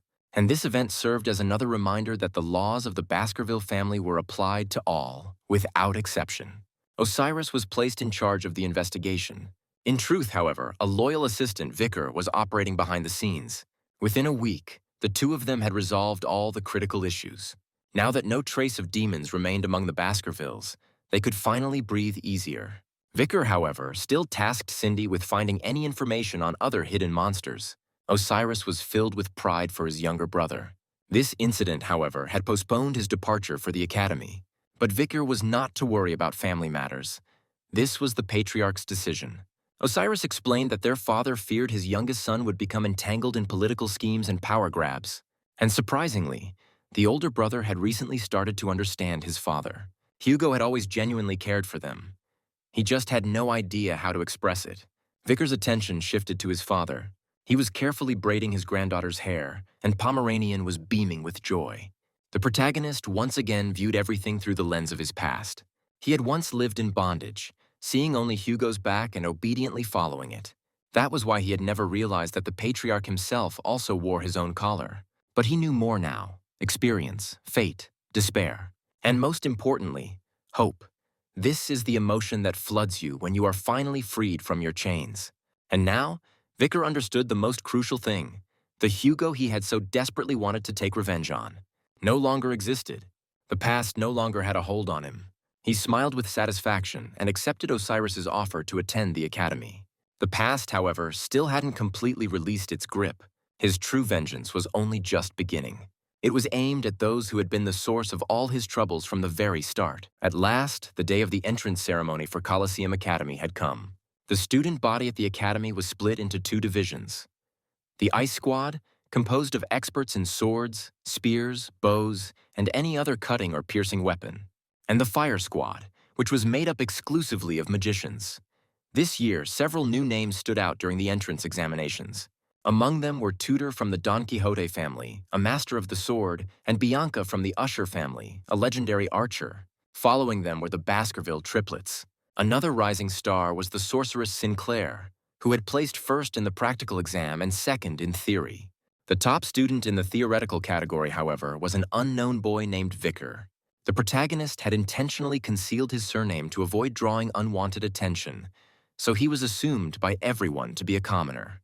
He had made this choice so he could navigate the academy freely, without raising any unnecessary suspicion. At the heart of all this academic activity was the academy's president, Dolores Quavadas. She was the one person Vicar had to avoid at all costs.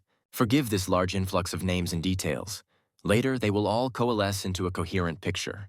Vicar was assigned to room with Piggy, a boy he remembered fondly from his previous life. Piggy had always been kind and genuine.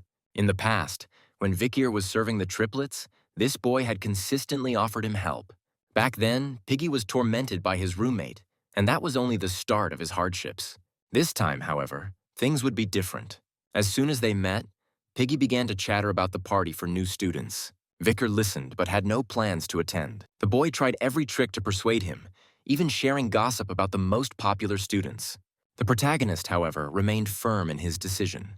I did manage to confirm that Piggy was, as before, a true master at gathering information.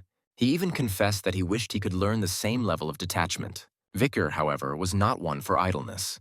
He had an important task to attend to, a meeting with Ron. 4 years ago, he had murdered a neighboring family, sacrificing them to forge a contract with a demon. The young man severed both of his hands in a single motion. He was interested in the specific creature with which the man had struck a deal. Ron, however, never had the chance to speak. His head detonated. This was the third suspect to explode right in front of him. It was no coincidence. Vicar's blacklist, which he had created with Cindy, held the names of all who served demons and had betrayed humanity. By the time of the Empire's fall, every last one of them was to be eliminated. The fact that 3 suspects had exploded before he could kill them indicated only one thing. It was the work of a demon's special ability. And this demon was lurking somewhere within the capital itself. In a single night, Vicar had investigated 29 suspects, and each time one of them attempted to speak the demon's name, their head would explode. This seemed to be a specific clause in their contracts. There was no new intelligence, but what more could be expected on the first day? The protagonist thus decided to head back to the academy. To his surprise, the welcome party for new students was still in progress. The young man decided to look in, just in case. He immediately came across 2 familiar faces from his past. Even in his previous life, he had been unaware that these 2 were the same age. They were the heroes who, alongside Camus Morgue, had led humanity to victory. One of them was Tudor, a descendant of the Don Quixote family, a sword prodigy and a human bulwark on the front lines. The other was Bianca, a legendary archer from the Mystic family, who had slain countless demons. Vicar recognized many of the guests. They had all, at one point, stood with him on the fields of battle. One question, however, weighed most heavily on his mind. Had Camus Morgue enrolled at the academy? His musings were cut short by an unpleasant sight. The upperclassmen were forcing Piggy to consume alcohol. If the boy could down it in one go, they promised not to make him sing. He had no other option, so Piggy took a drink, but immediately threw it all up onto the floor. They had already bestowed a demeaning nickname upon him. Suddenly Vicar was there, covering the mess with his cloak. Last time, Piggy had been forced to leave the academy, unable to withstand the constant humiliation. He had then taken a job as a minor official, caring for his elderly parents. They had met again later, however, this time on the front lines, where Piggy had become one of the few who volunteered. His strategic mind had saved an incredible number of lives, and that level of respect was thoroughly earned. The protagonist calmly told his friend to return to the dormitory. He could not simply watch as he was being demeaned. The upperclassmen naturally were not pleased. One of the students struck Vicar across the cheek, muttering that he was getting too bold. Hugo's triplets were already simmering with rage. Someone had dared to lay a hand on their master. Before they could intervene, however, Vicar forbade them from revealing his status. Otherwise, it would be the end for them. Then, one of the older girls proposed a solution. If the newcomer would drink for two, they would be allowed to leave. The protagonist silently lifted his glass and began to drink. The upperclassmen whispered among themselves that the glass was filled with the most potent fiery concoction. Vicar emptied his glass, took Piggy, and turned to leave. Suddenly, a hand gripped his shoulder. It was at this moment that the two most powerful students, Bianca and Tudor, felt a terrifying surge of energy. Vicar, with a quiet yet firm composure, asked what more they wanted from him. There was no reply. Hugo's triplets were ecstatic. The scene was nothing short of legendary. Those two simply dismissed the event. Sinclair, however, knew at once that she had encountered someone truly remarkable. At the academy, the Ice and Fire squads shared their lecture halls. This arrangement fostered a unique atmosphere of constant competition among the elite. The professor of combat theory had just concluded a lecture on the cultures of barbarian tribes. His question was straightforward. Where might the stronghold of these tribes be situated? Tudor struggled with theoretical subjects.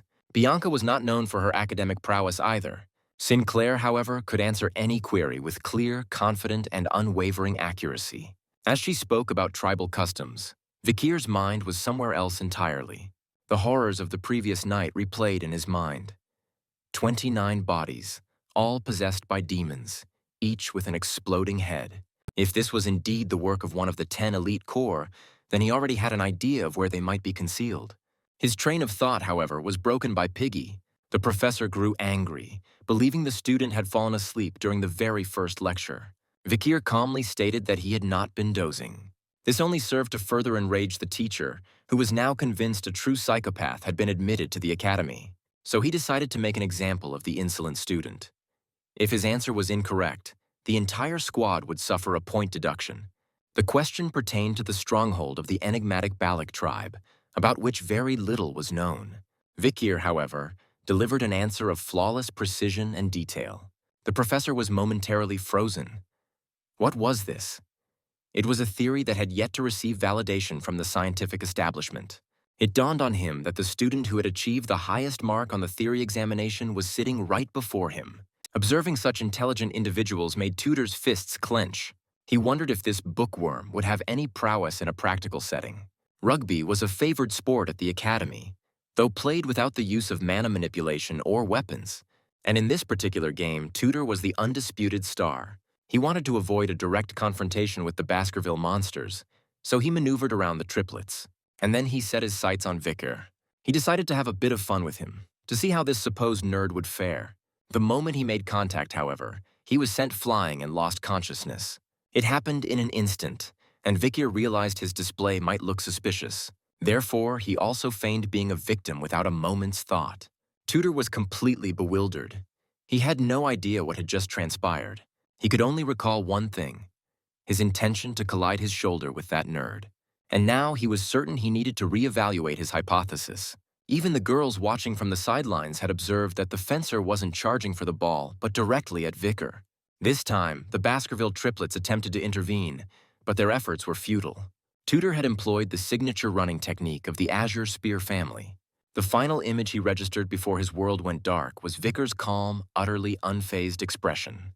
He regained consciousness after the game had concluded, with a giant figure standing over him, his friend, Sancho, who had carried him from the field. Sancho understood his friend's predicament well. Something was not right with this new student, and this time he intended to uncover the truth himself. Sancho Barataria, a member of the Northern Trade Guild Association, was renowned for his extraordinary physical prowess. As a matter of principle, he did not play rugby.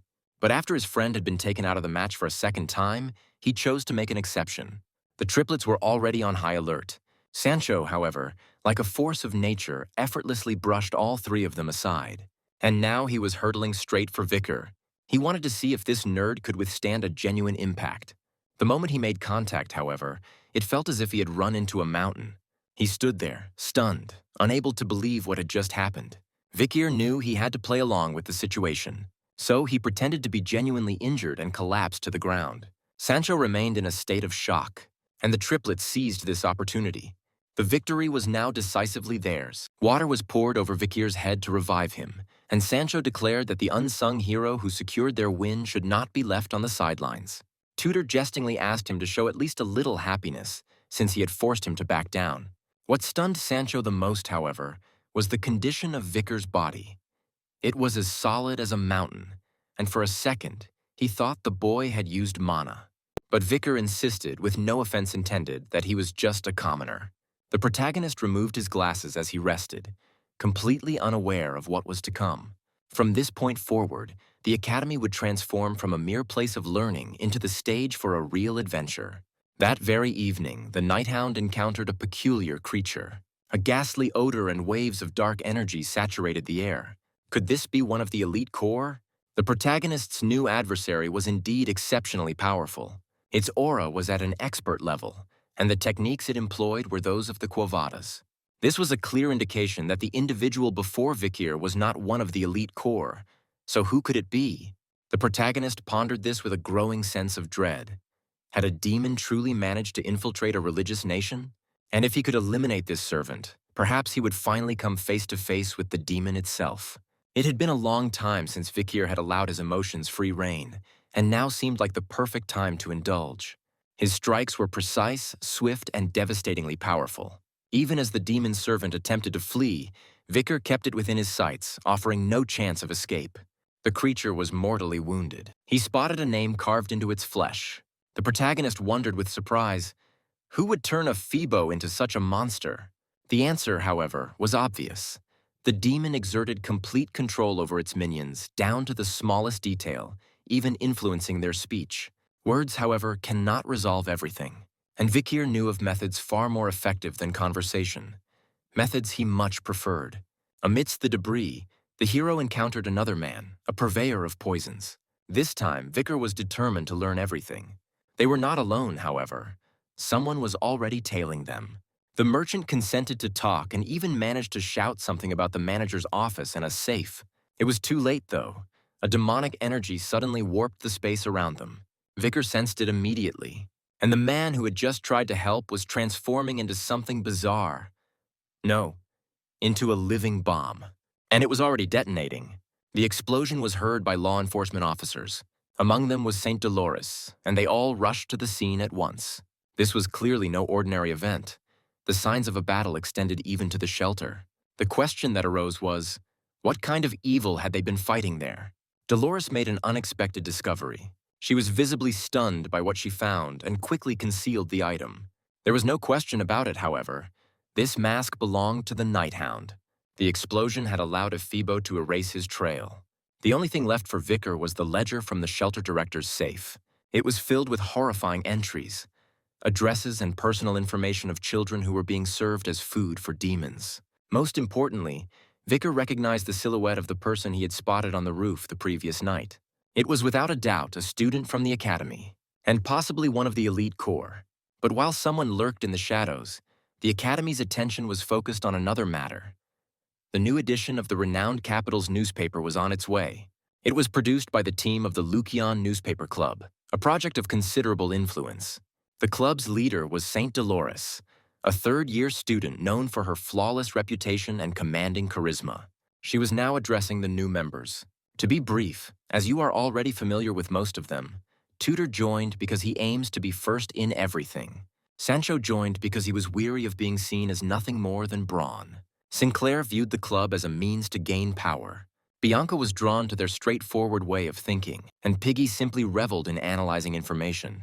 The club was a perfect match for him. Vikir had merely tagged along with his friend. In truth, however, he knew full well that this was where he could acquire the data he needed. The only thing he disliked was the presence of Dolores. The tranquility did not last long, however, as everyone immediately recognized Vikir. Anna, a colleague of the Saint, had published a whole article about him just the day before.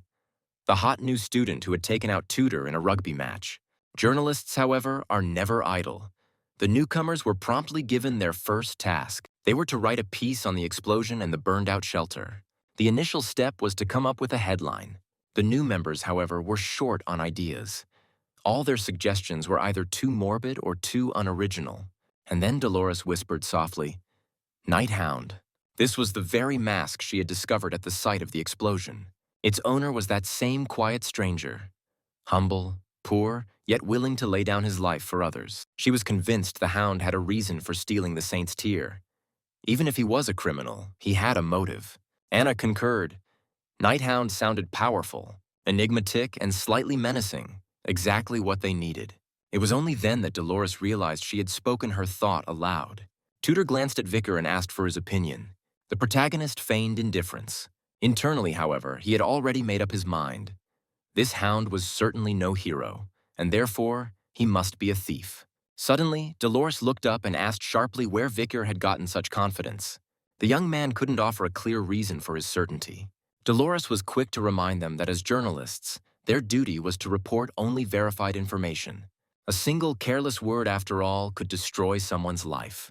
Therefore, to accuse the Hound of the explosion and the deaths of the children was going too far. The Saint maintained a neutral stance, even though the destroyed shelter had ties to her family.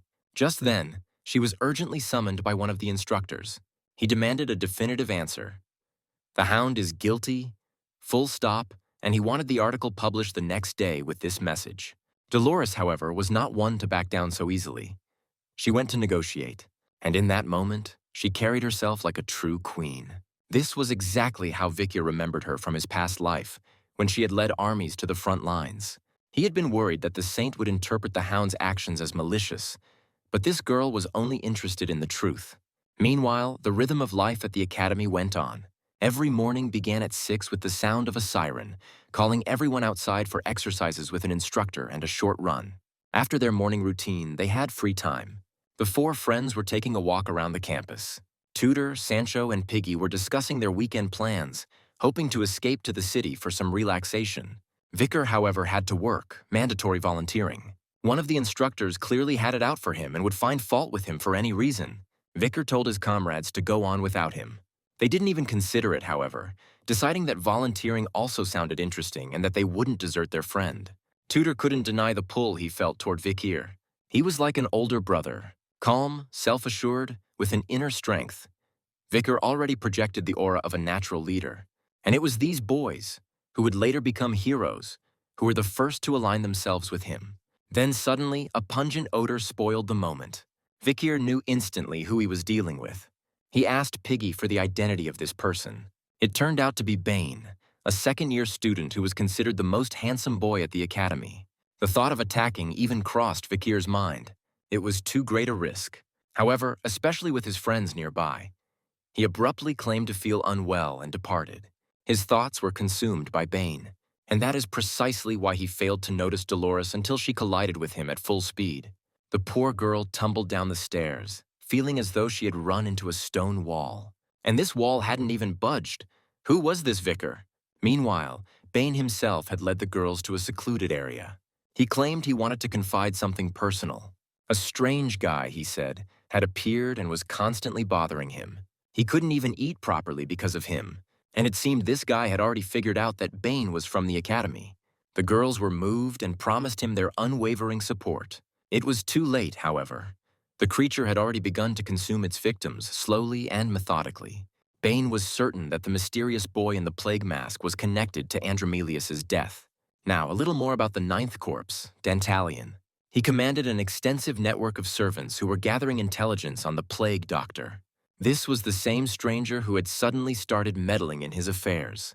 He had been acting much more cautiously since the explosion, but he was still a threat. Dantalion's specialty was his collection of faces, which he gathered as others might collect trophies.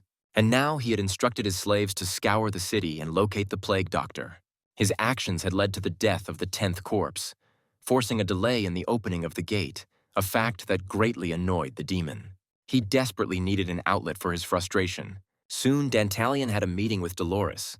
This time, he was wearing the face of Sir Quitli, the head of a collateral branch of the Quo Vadis family.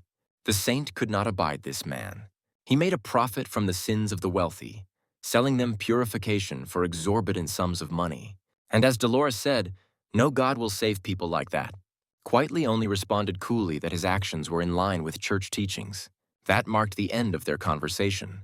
Internally, however, Dantalion was struggling to control himself. He had a desperate desire to add Dolores's face to his collection. To him, she was the most beautiful thing in this world, and he fantasized about seeing the despair in her eyes at the moment the world was turned upside down. That was why he needed to open the gate as soon as possible. In the meantime, Vicar had made his way to the shelter. Cindy had pinpointed this location by analyzing the records left behind by the first demon in Seth's body. The sanctuary, however, belonged to the Holy Family of Quivades, which confirmed that demons had now infiltrated all the major clans. For Vicar, this was an opportunity to better observe his comrades and the location itself. The situation, however, was far from straightforward. This shelter was on an entirely different scale. It was the largest in the capital. Its director was a person of considerable standing in church circles and a rather influential figure. Vicar's friends were aware of the long-standing feud between Quitley and Dolores, which stemmed from their differing beliefs. The protagonist himself was focused on only one thing. As soon as he met the director, everything would become clear. First, however, it was time to get acquainted with the children the volunteers would be spending the next 10 days with. Bianca and Sinclair were standing nearby. It seemed the girls had also decided to join the volunteer effort. Sinclair immediately approached Vikir, eager to get to know him better. She was practically beaming with joy when the boy agreed. As it turned out, however, things were a bit more complex. Piggy informed him that the blonde had specifically orchestrated events so she could be with Vicar. The protagonist now knew he had to be more cautious around Sinclair. At last, it was time to meet the children. Vicar immediately stood out from the other volunteers.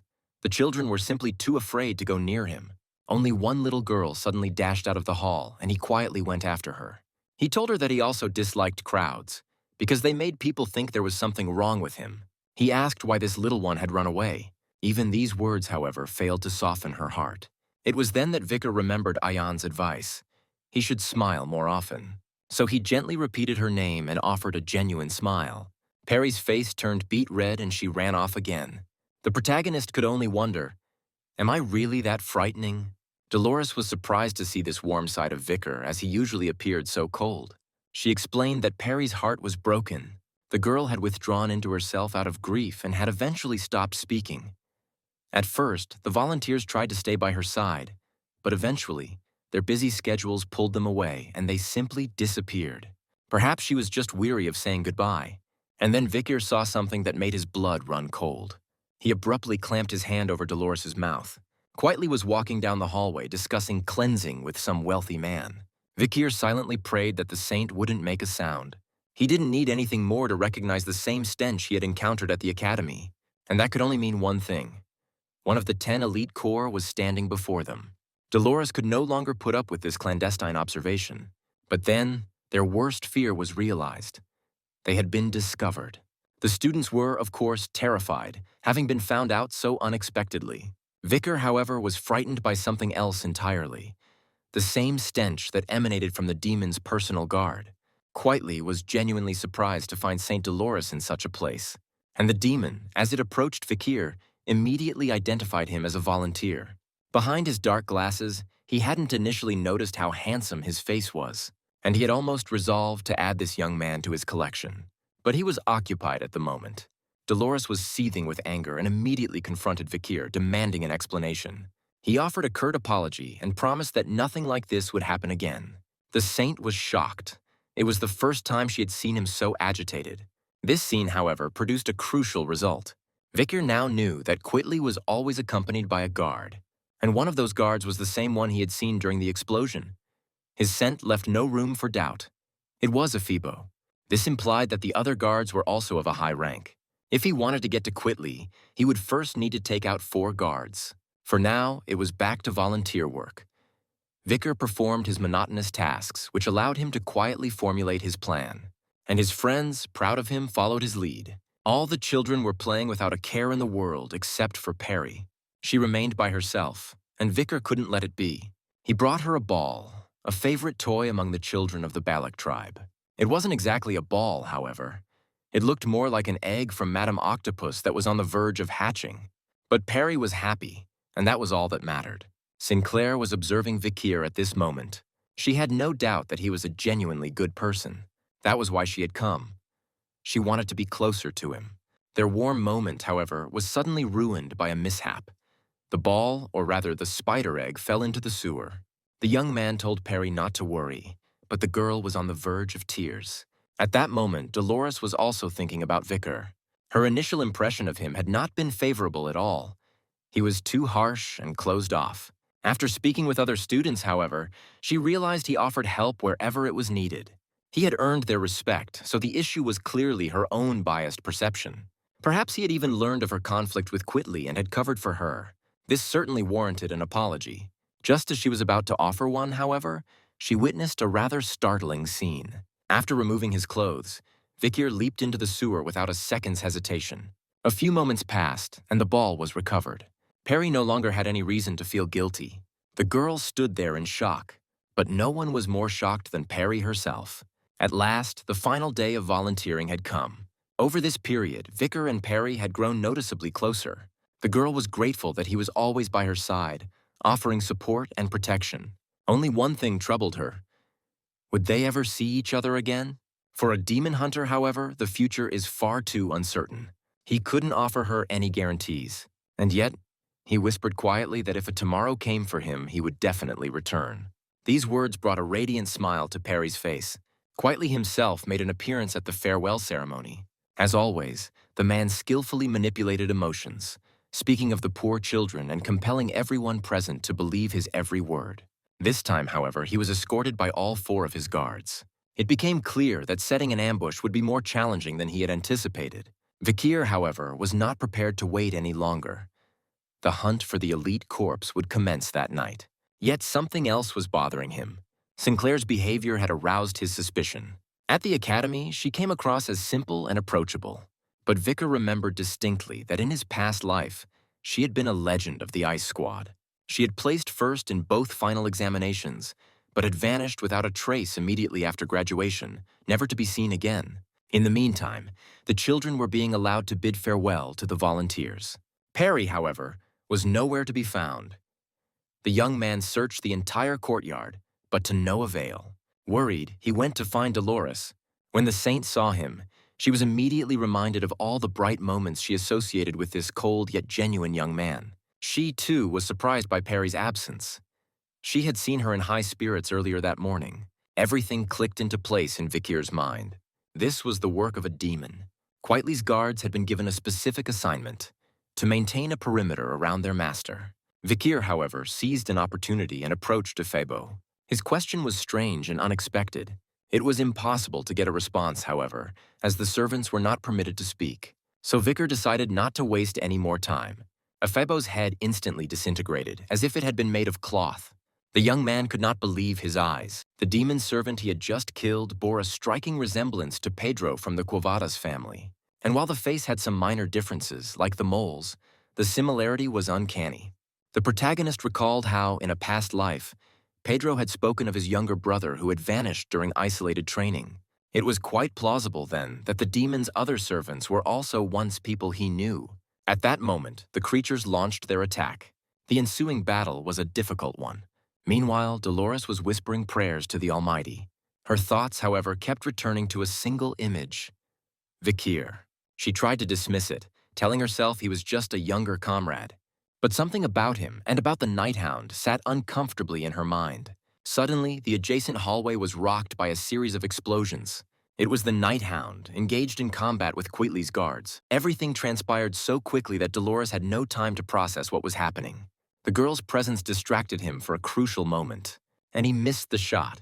She screamed at the guards to cease this madness, but her words had no effect. Only Vikir, who remained on his feet, asked her to move aside and absorbed all the blows himself. Dolores could not conceal her distress at the hound's injury, but Vikir quickly dispatched his foes.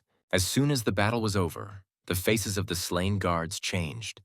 They no longer resembled the guards. He explained that they were undead, masquerading as other people. One of his opponents was the same officer who had been with Vikir on the day he disappeared. This warrior had avoided issues within his own family by undertaking isolated training. It was a story similar to Seth's, and if the morgue triplets weren't lying, then Could she really be here too? The future legend, Camus Morgue. Dolores was in awe. The Night Hound had rescued her yet again. She too served God and possessed the ability to destroy the undead. But Vicar asked her to leave. He needed to verify something. Standing before him was a girl with long red hair. Her magic was at least of the sixth circle. Even for the Morgue family, such power at a young age was exceptionally rare. Could it really be her? In his past life, Camus had a warm relationship with her uncle. If he hadn't just approached her then, if he hadn't used her for his own ends, if his actions now had ruined her destiny again, the destiny of the hero Camus Morgue, then what damage had he caused? The young man finally closed the distance to his enemy. He violently tore the mask from its face, and without a second thought, he severed its head. Dolores immediately rushed to the hound's aid. She couldn't tell if this girl was someone he knew. Fortunately, he had simply been mistaken, but a question lingered in Dolores's mind. Why had he fought until his very last breath? The young man replied, "It was a demon hunt."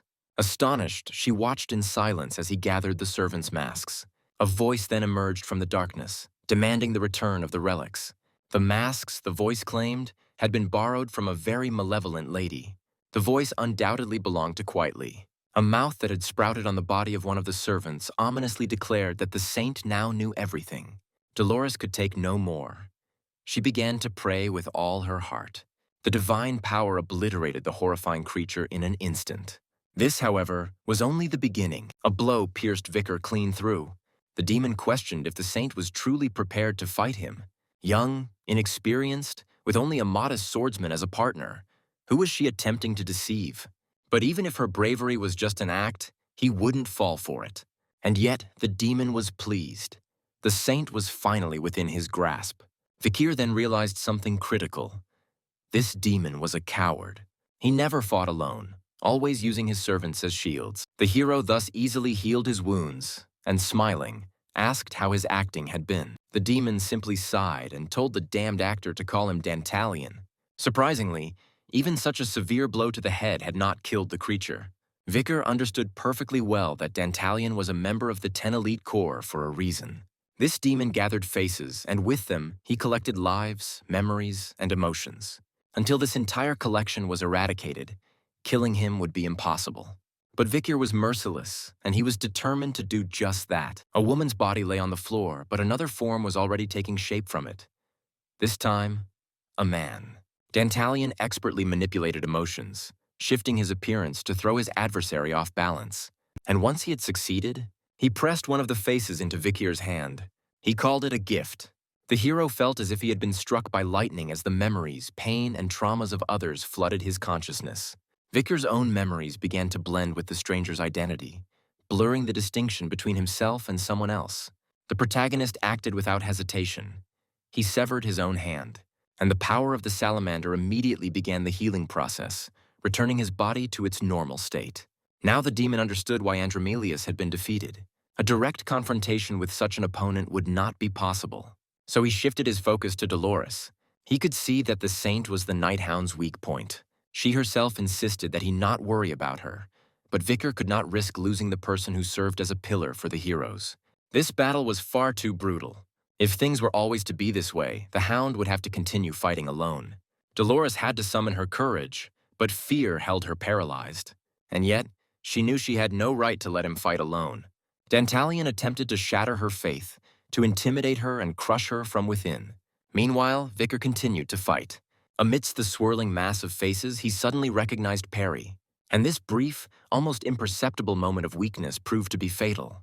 The young man found himself in a strange, unsettling space. A large group of children was seated before him. The last thing he remembered was being completely consumed by Dantalion's power. It seemed these children had met the same fate.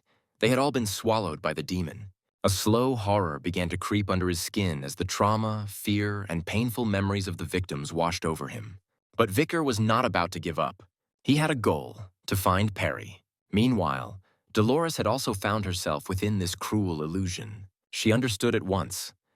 All these children were merely fragments of souls, torn asunder and held captive in darkness. The mere thought of it made her feel ill. Dantalion was watching her. His words dripped like poison. He claimed that even a saint is not without impurity, that she had just been lucky enough to receive a blessing. In her soul, she was powerless and weak, and without her help, he wouldn't have been able to trap the swordsman in this dungeon. Dolores conceded that everything he said was true, but she added, "People possess the power of faith, and this faith does not waver even as the world around them shatters." Dantalian was stunned. Where had this divine power come from? Had she not been corrupted by his defilement? On the contrary, Dolores finally realized how hesitant she had been before, but not anymore. She would not allow the Night Hound to fight on his own. The saint had to unleash everything she was capable of. The demon already sensed the impending danger. If she truly unleashed her power, there would be no escape for him. And indeed, a brilliant light began to purify the prisoners of the dungeon. One by one, the children's souls were drawn to Dolores. She wept, filled with regret that she had not been able to help them sooner. In the meantime, Vicar located Perry. As he approached her, he asked himself why he had been so determined to find her. And now, at last, he knew the answer. He explained that he had spent the last several years hunting demons.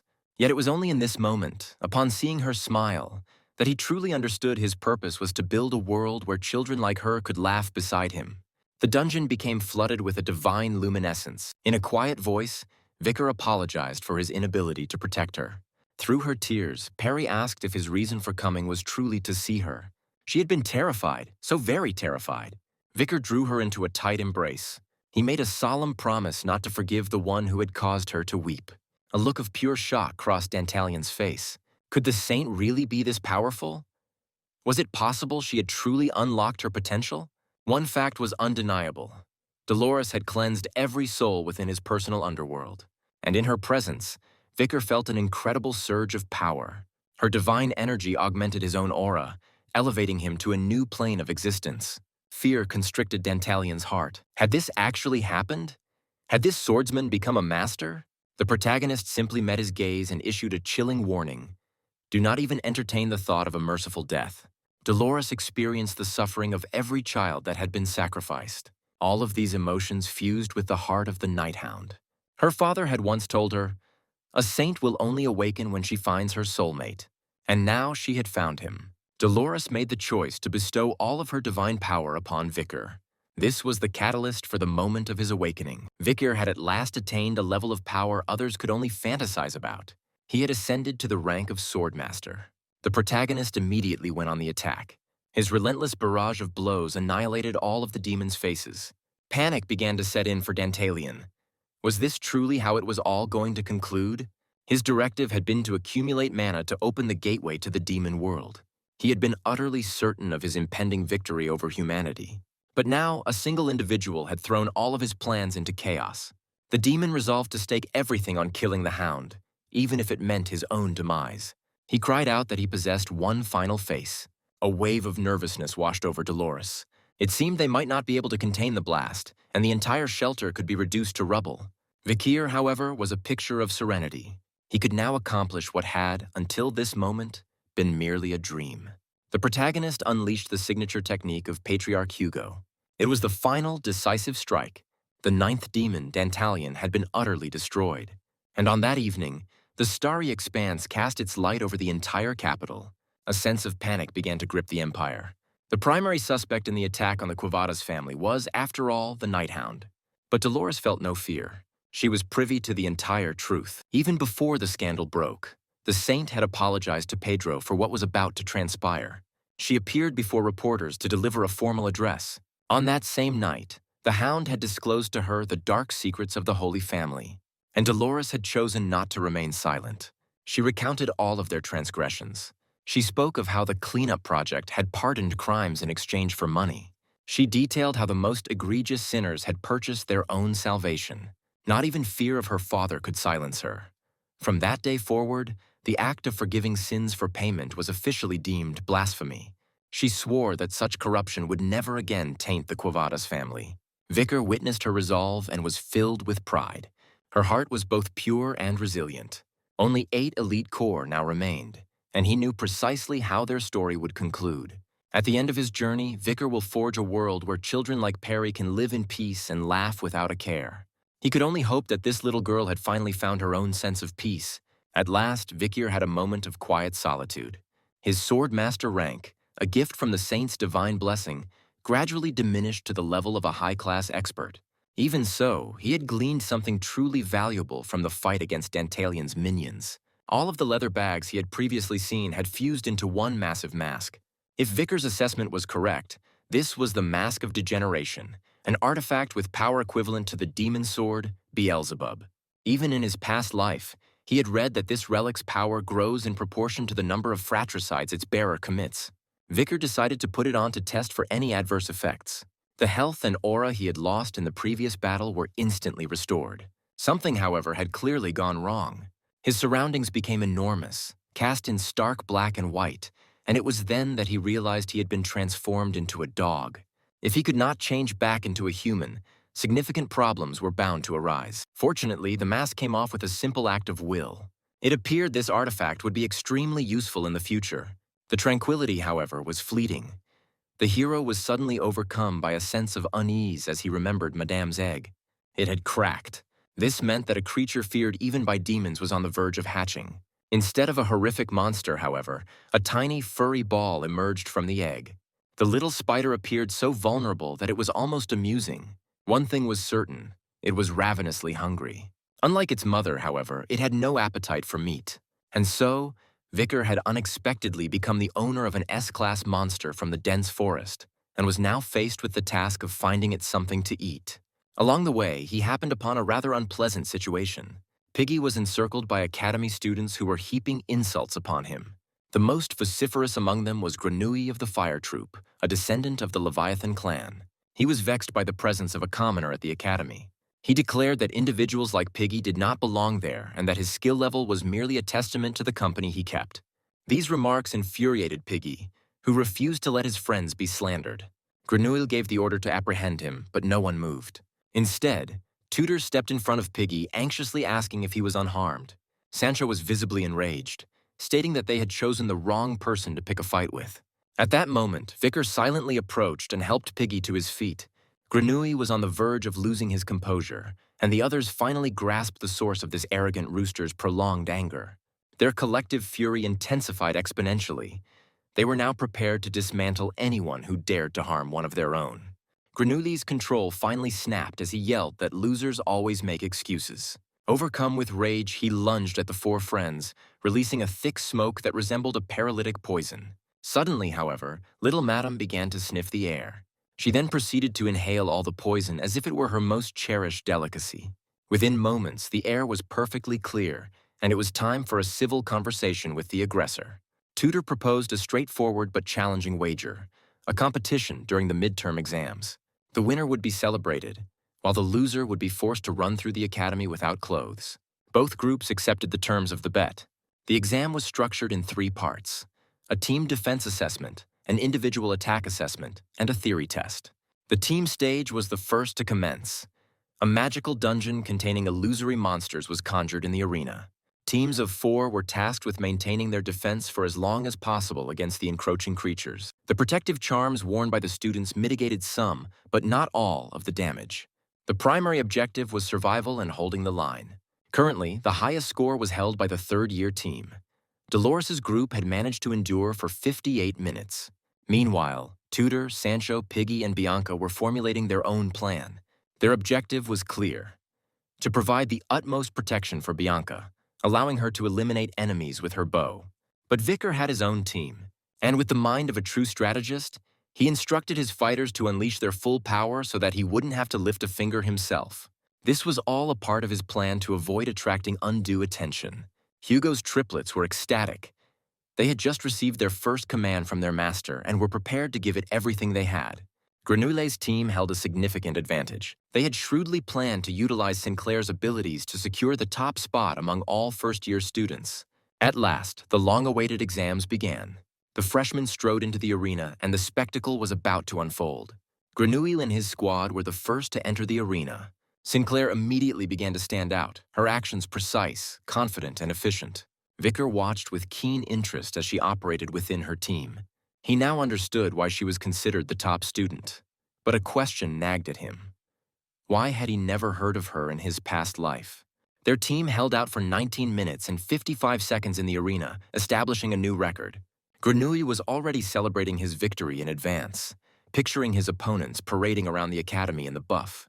Next up were Vicar and the Baskerville triplets. His friends offered him luck, but the three of them were already in a warlike state of mind. Bianca immediately noticed Vicar's skillful handling of the bow. Piggy couldn't help but declare that he was the most talented archer in the ice squad. And true to his word, the arrows flew with incredible speed.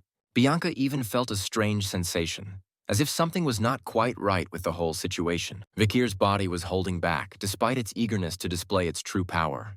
The young man had no desire to draw attention to himself. He decided, however, to use this opportunity for little Madame.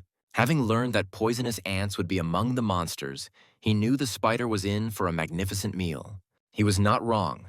She immediately began to feast right in the heart of the arena. As a result, their time was an exact match for Granouille's teams. The triplets were nearly voicing their disappointment at not being able to secure first place for their master. In the meantime, Tudor's team took their turn in the arena. Their strategy was unambiguous: to hold out for as long as possible while all the others were losing ground. Tudor and Sancho held the front lines. Bianca offered support from the rear, while Piggy directed the situation, issuing commands like a seasoned general. Despite their seamless teamwork, however, there was a sense that something was missing. The young man knew at once that his spider was not with them. Meanwhile, little Madame was perched right in the center of the battlefield, and she was placidly consuming the poison in a state of perfect contentment.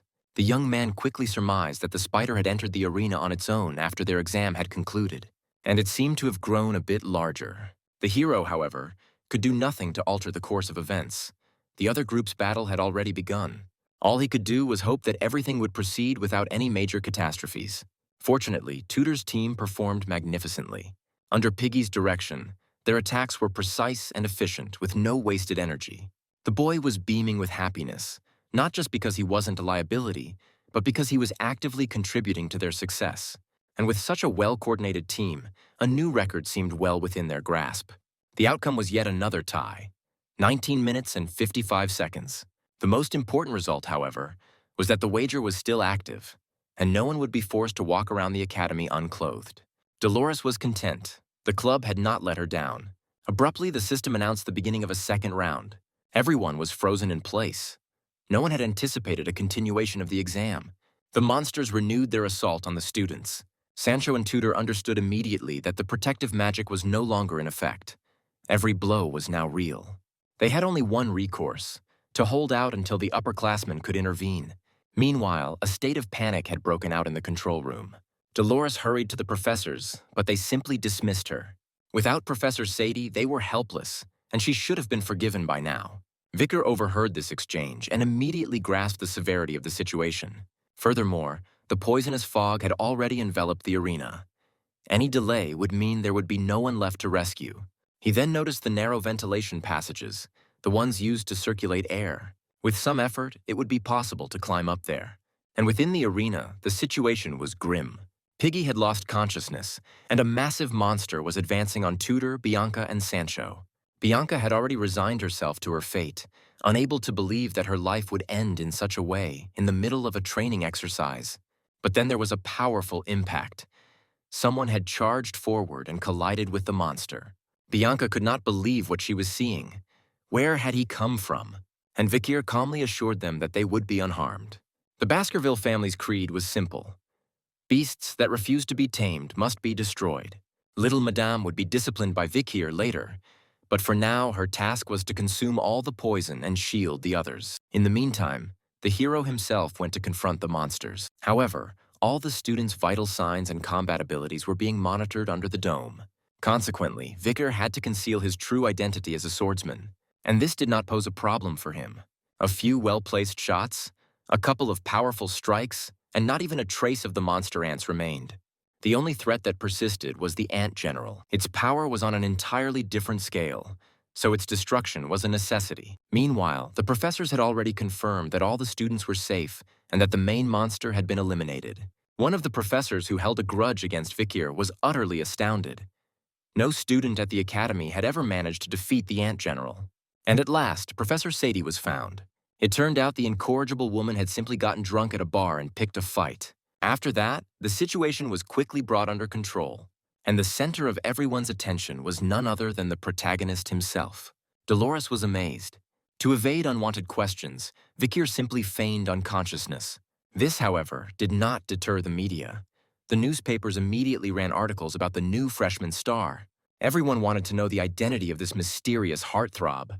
The protagonist could never have imagined that his quiet student life would escalate into such a major headache. The most important thing, however, was that all the heroes had survived. Soon, it was time for another intelligence update from Cindy. She succinctly covered the main developments. It would take her a month to investigate the elite corpses, which meant Vicar needed to enhance his skills without delay. Nighthound impersonators had also surfaced, and if they crossed the line, they would have to be neutralized. Another fascinating detail was that among the Academy's student body, there was an individual of royal descent. This piece of information could prove to be extremely valuable. Suddenly, a phrase was heard, a female voice. Sinclair had not anticipated meeting the hero of the Academy in such a location and at such a time. This, it seemed, was what one would call destiny. Sinclair was a true prodigy, effortlessly maintaining her second-place ranking in the fire squad.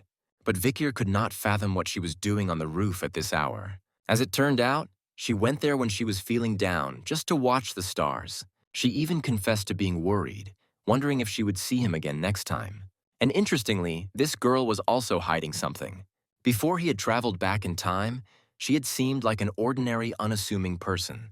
But after her time at the Academy, she had vanished completely from the public eye, severing all contact with the world. If she had merely been feigning simplicity, then it followed that she was the royal individual Cindy had mentioned. In the meantime, the next exam commenced at the Academy. This one focused on offense. In contrast to the defense test, this one evaluated individual combat abilities. The format was a one-on-one duel between a student and a professor, designed to give students the experience of a real battle against a significantly stronger adversary. This method had one constraint. Each professor could only assess 50 students. Consequently, the results were heavily influenced by the style and preferences of the specific instructor.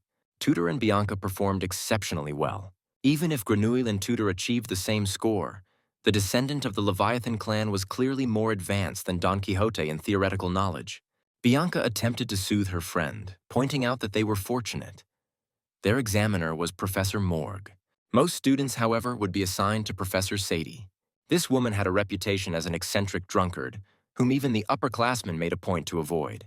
At the same time, she was one of the most effective hunters of dangerous criminals, and it was for this that she had been awarded the title of Professor.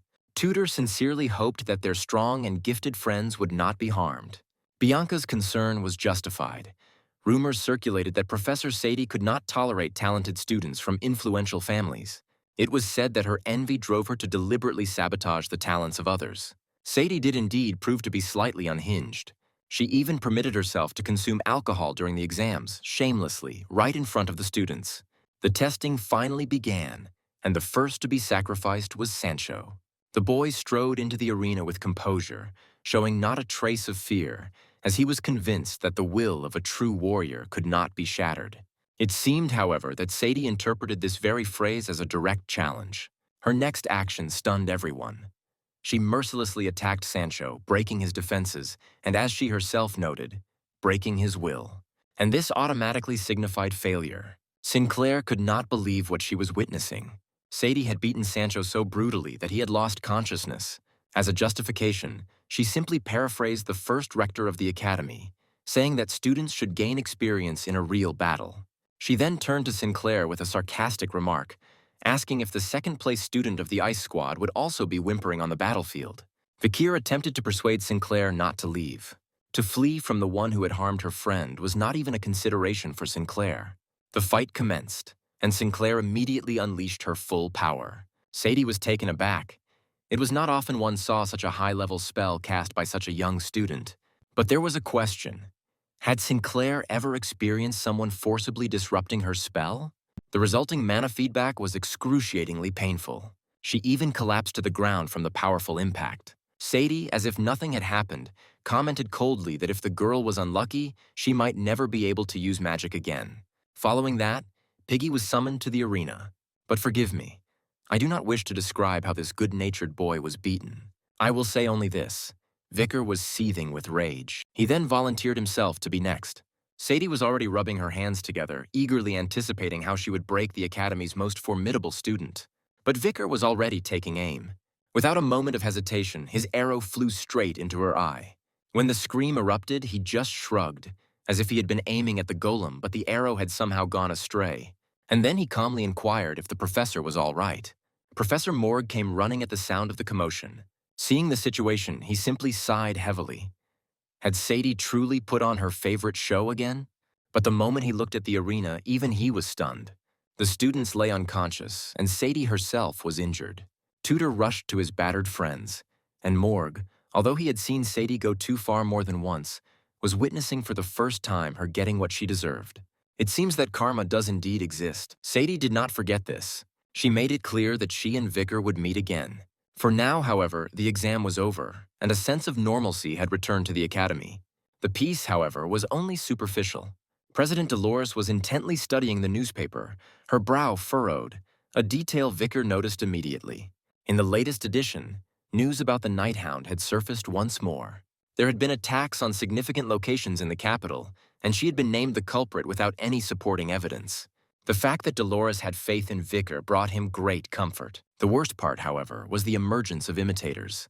They acted with audacity, leaving chaos in their wake, and even Cindy had lost contact with her informants. It was clear. It was time to take action. That same night, Vicar set out for the Royal Memorial, the common cemetery for the Empire's heroes. The Quo Vadis refugee shelter was located nearby, and it was there, according to his sources, that Dantalion might be hiding. Until he investigated, he wouldn't know if it was a coincidence or a pattern, and at the same time, it was an opportunity to discover what had happened to Cindy's informants. As soon as Vicar arrived on the scene, several zombies attacked him. It was an excellent opportunity to test out Anubis. It was a portable yet powerful weapon, and it was hard to believe it had been a gift from Ion. A single arrow was enough to obliterate 3 monsters. This bow of Adonai was a true masterpiece, another legendary item in the protagonist's collection. And then a familiar scent enveloped him. It was unmistakable, the stench of a demon. But something about it was different. It was weaker, more diluted, almost faded. And the source was emanating from the Quo Vadis shelter. Meanwhile, in the shadows, a strange girl in a mask was performing a mysterious ritual. She was clutching something in her hands, muttering about losing Rose again. The cursed Dantalion had taken everything from her once more. But this time, she swore she would never again allow anyone to take her loved ones away. The girl with fiery red hair looked pleased. She had finally managed to use Ciri's ability to find what you desire most. And Rose, whom she had been searching for so long, was now here, unlike another person. But while it may seem to you that nothing is clear, this is the culmination of the whole story. Unexpectedly, Vicar intervened. His voice sliced sharply through the silence, demanding that no one move. He just needed answers. With each passing second, it became clearer. Before him stood a creature that was half demon, half human. But that other girl, as it turned out, was merely Dantalion's servant, though it would be more accurate to call her a victim of kidnapping. And most importantly, the name of the demon with whom the contract had been made sounded familiar. It was Ser. The young man drew his bow without hesitation, intending to destroy the demon. The stranger, however, was not about to give up.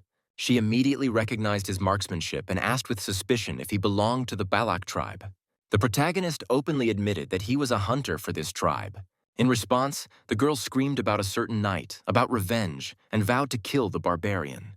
But the closer Vicar got, the more strongly he felt that the scent emanating from her was human.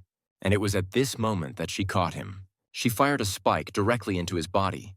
A triumphant smile appeared on her face. It was short-lived, however, as Vicar instantly healed his wounds. And then, as if from nowhere, a huge monster materialized in front of him.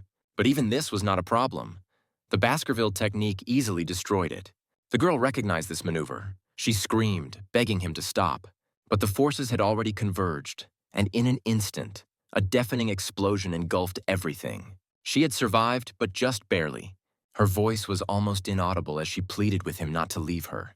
The young man, stunned, asked what had driven her to make a contract with a demon. But even behind every death, there is always someone's story.